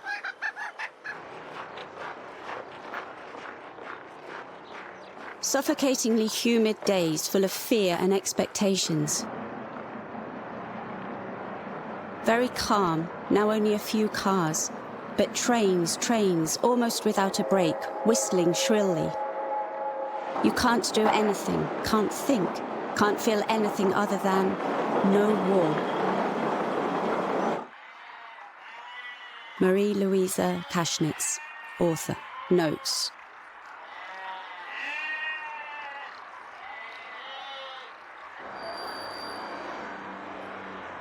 Diary, Monday, August the 28th, 1939. We believe that there will be war. Yesterday, rationing introduced for milk, fat, coffee, textiles and other things. Potatoes, flour, bakery products, vegetables, eggs are free. Diary, Wednesday, August the 30th, 1939. In the afternoon, troops equipped for war passed for hours, heading for the border. Poland has declared mobilization. Henrietta Schneider. On August the 30th, Käthe and Erich Höse reached the delta of the Oder River and Stettin, the harbour. Government cruise liners are anchored here, placed under the protection of the Red Cross as hospital ships. 2 days after the honeymooners arrive in Stettin, the Second World War begins. Erich Höse becomes a soldier on September the 1st. Autumn is coming. The terrifying autumn of 1939. For suddenly the world is trembling. The trembling now felt is long delayed and has time and again been bravely warded off. Hitler invades Poland, England's ward of court. Friedrich Hollander, German composer. Night of August the 30th, 31st, 1939. In these hours, I knew that if war came, and who could doubt its coming, a major burden would fall upon me. Winston Churchill. Eduard Wagner, Diary, August the 31st, 1939. With General Halder at 5 p.m., I read the Führer's order. The Supreme Commander of the German Armed Forces, August the 31st, 1939. Secret command material, top priority, only via officers, 8 copies, second copy. The invasion of Poland is to be conducted according to the Case White preparations, with those changes that occur with the army now in near full deployment. If England and France begin hostilities against Germany, the Western operations of the German armed forces should provide careful consideration of force resources to ensure conditions for the successful conclusion of the operation against Poland. Adolf Hitler. It is disturbing to see the amount of responsibility that he bears and accepts. Eduard Wagner. Private War Diary, General Franz Halder. Demands of the Führer on the military leadership. Destruction of Poland equals elimination of its living power. It is not about achieving a specific line or a new border, but about destroying the enemy. The means are of little concern. The Führer will no longer speak to anybody from outside. Consultation. We stay in the Chancellery until midnight, and then sleep. Tonight, fate will take its course. Joseph Goebbels, Diary.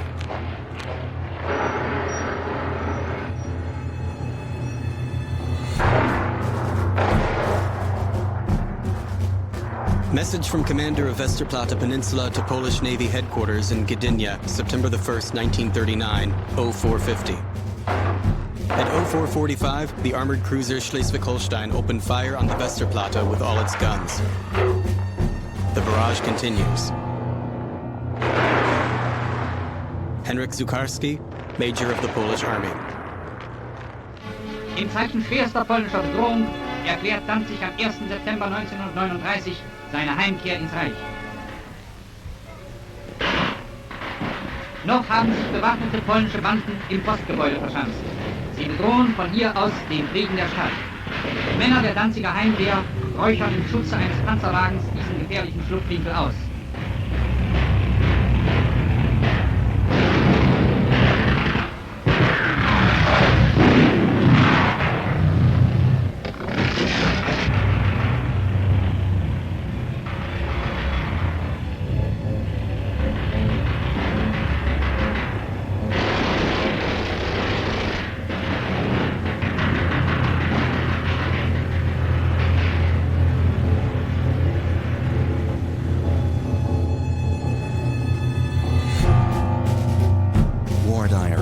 September the 1st, 1939, Friday, 7th day of mobilization, 6:30 a.m.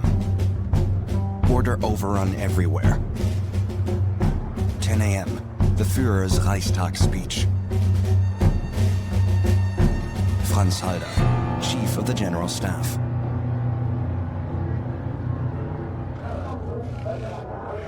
Diary, Friday, September the 1st, 1939. Poland has rejected Hitler's offer. The radio announces the actions of our troops in all of Poland. All our men from 16 to 55 years old have to go to Lützen, East Prussia. Henrietta Schneider.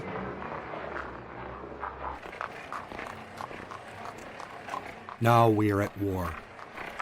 God grant that not everything good and valuable should perish. The less time it takes, the better. Yet one must consider that our opponents are not going to reach a peace agreement with Hitler and Ribbentrop. What this means? Who would not be able to see the consequences? Ernst von Weizsäcker, State Secretary, Ministry of Foreign Affairs.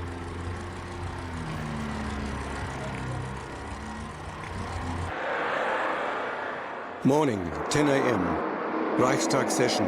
Hitler appears, deadly serious. For the first time in field grey uniform. Members of Parliament rise silently. Then Hitler speaks without notes, describing the events of the last days. Then comes a sentence. Since 5:45 a.m., we have been returning fire. Rudolf Jordan, provincial NSDAP leader. Address before the Reichstag, September the 1st, 1939. I have once more put on that coat that was most sacred and dear to me. I will not take it off again until victory is secured, or I will not survive the outcome. Adolf Hitler.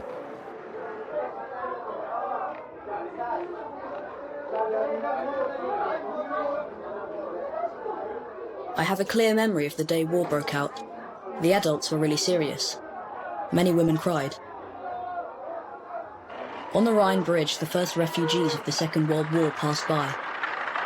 They were farmers from southern Palatinate villages who had been evacuated from the threatened region behind Hitler's acclaimed fortifications along the French-German border, and who were now going to assembly centres with the few belongings they could take.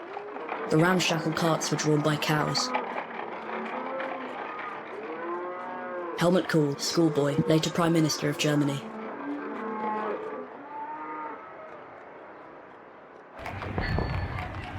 Toward the evening of September the 2nd, our son Heinrich was killed in action. The site of his swift and untimely death was the Tuchola forest region at the train crossing near Klonovo. It occurred while Heinrich, a lieutenant and leader of the 1st Platoon of the 9th Infantry Regiment, was advancing against Polish riflemen ahead of his troops. Our son Richard, who is in the same regiment, held the death watch for his brother until the early morning hours of September the 3rd. Ernst von Weizsäcker, Memoirs. In the early hours, 4 a.m. of September the 3rd, I was accordingly instructed by His Majesty's government to arrange for a meeting with the Minister for Foreign Affairs at 9 a.m. I accordingly handed the final ultimatum from His Majesty's government to Dr. Schmidt at precisely 9 a.m., pointing out that, Unless satisfactory assurances were received by His Majesty's government before 11 a.m. British summer time of the suspension of all the German forces from Poland, a state of war would exist between our two countries as from that hour. Neville Henderson.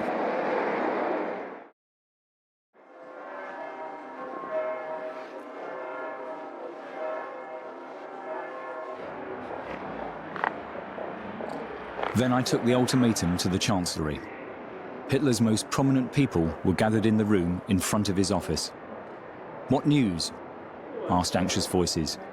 I answered with a shrug, "Schools cancelled," and entered the next room where Hitler was sitting at his desk, while Ribbentrop stood at the window.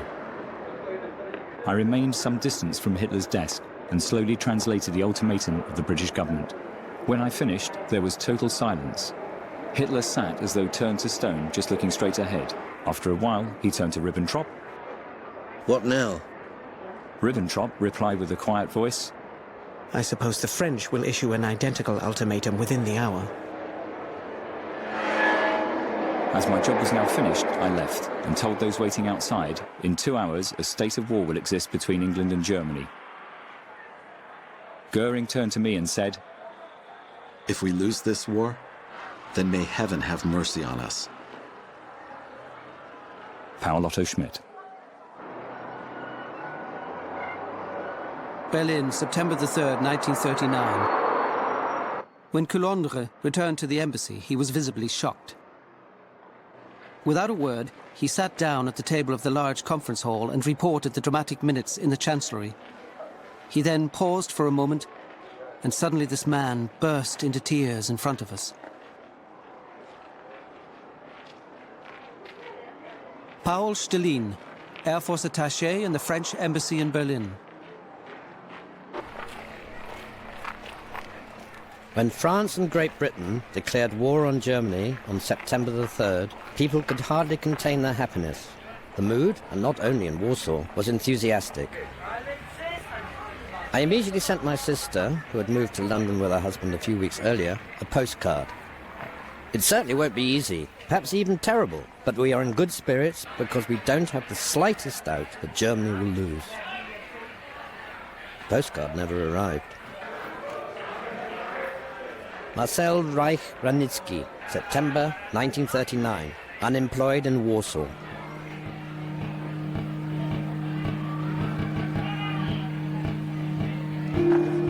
War Diary, September the 3rd, 1939, Sunday, 9th day of mobilization. Declaration of war from England, 11:30 a.m. France, 5 p.m. Order for the transition to a war economy.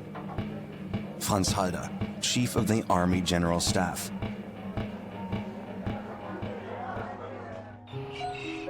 We were woken up at 6 a.m. by a man in a dinghy banging on the side of our boat. "You guys English?" "Yes." "Well, lots of luck. You've just declared war on Germany." We never spoke a word, just went below and filled 2 teacups with warm gin. When we finally arrived at Catalina and joined the others, we found a somber group. Nobody knew quite what to do. Like millions all over the world, it was beginning to dawn on us that we were pawns in a game that had got out of control. David Niven, British Hollywood actor, Reminiscences. Adolf Hitler accepts the world power's entry into the war because he considers himself infallible. The extraordinary success leading up to March 1939 has caused his self-confidence to become megalomania. In private discussions, he compares himself to Napoleon, Bismarck, and Frederick the Great.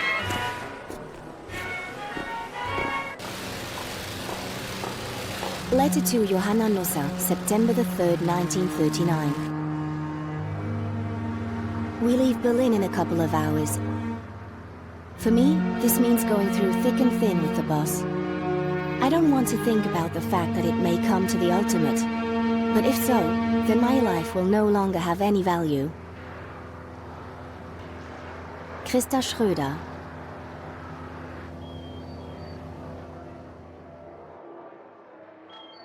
On September the 3rd, 1939, Great Britain and its Commonwealth dominions, Australia and New Zealand, and the Indian Empire declare war on the German Reich. The Union of South Africa follows on September the 6th, and Canada on September the 10th.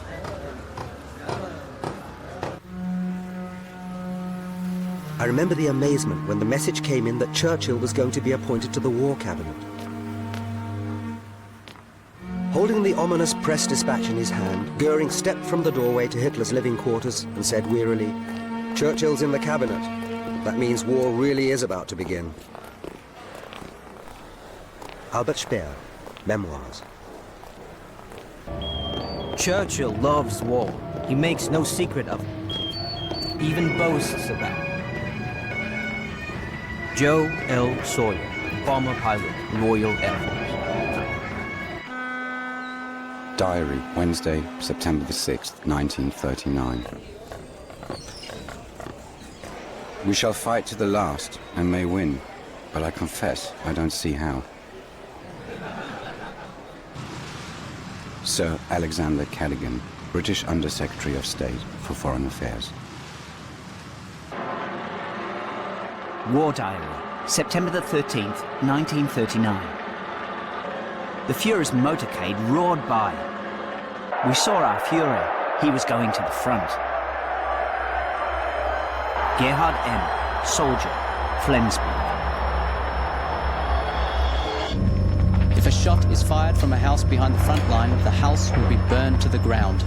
If a shot is fired from a village behind the front and it can't be determined which house the shot came from, the entire village will be burned down.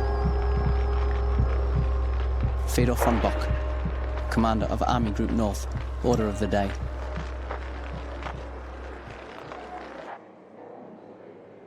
Diary, September the 25th, 1939. Today I was combing my hair and a shaft of sunlight shone on my head, and I was shocked to see how dusty my hair was.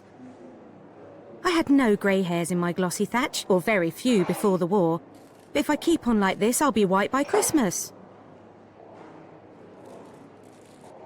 Nella Last, housewife, Barrow-in-Furness, Lancashire.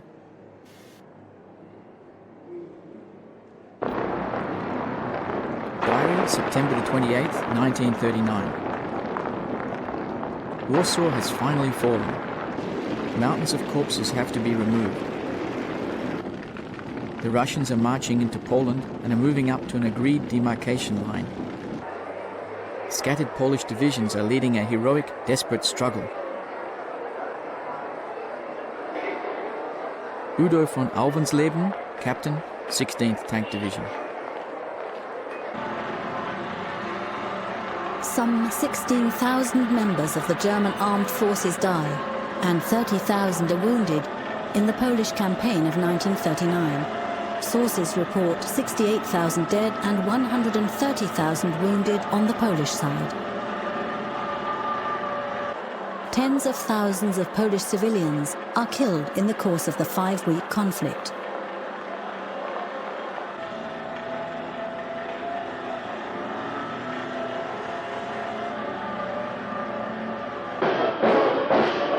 The next day in Warsaw, troops paraded in front of Hitler. The Lanchner brothers filmed him. I was standing near Hitler and saw how the troops looked at him, mesmerized. Without exception, they appeared ready to do anything for him. If he were to give the order, they would die for him. Leni Riefenstahl, director and actress. In addition to the free city of Gdansk, western parts of Poland are annexed and added to the Greater German Reich. From October 16, 1939 onwards, the remaining central Poland is subject to the authority of a German civil administration as a general government. The successful combat troops are immediately transferred to the Western Front and replaced by occupation forces. These usually consist of older reservists who have served in the First World War. According to the Hitler-Stalin Pact, Eastern Poland falls to Russia. The German-descended families living there are relocated to Greater Poland. The landscape around the city of Posen, which is Reichsgau Vaterland, is affiliated to the Greater German Reich.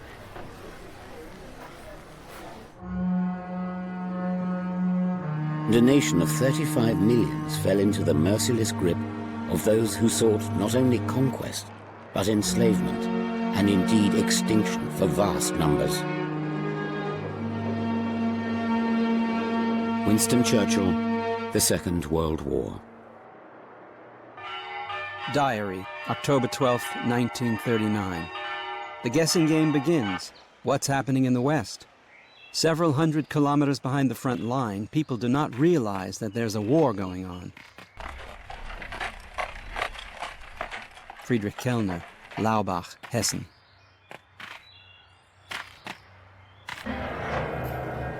Hard work. One has made one's mark in Germany when one is allowed to work late at the office. In part, the military qualities of the Germans are linked to their industriousness. One doesn't leave the war and go home at 6 p.m. Hans Habe, Hungarian, Austrian, American writer and newspaper publisher. Diary, December the 31st, 1939. Cyril Joad pounds pacifism after dinner. His line is that the ordinary person in England would be less unhappy after a Nazi victory than if he or she lost their sons, lovers or husband. I do not stay to watch the new year. The old year is foul and the new year terrifying. What shall I have to record this time next year? Harold Nicholson.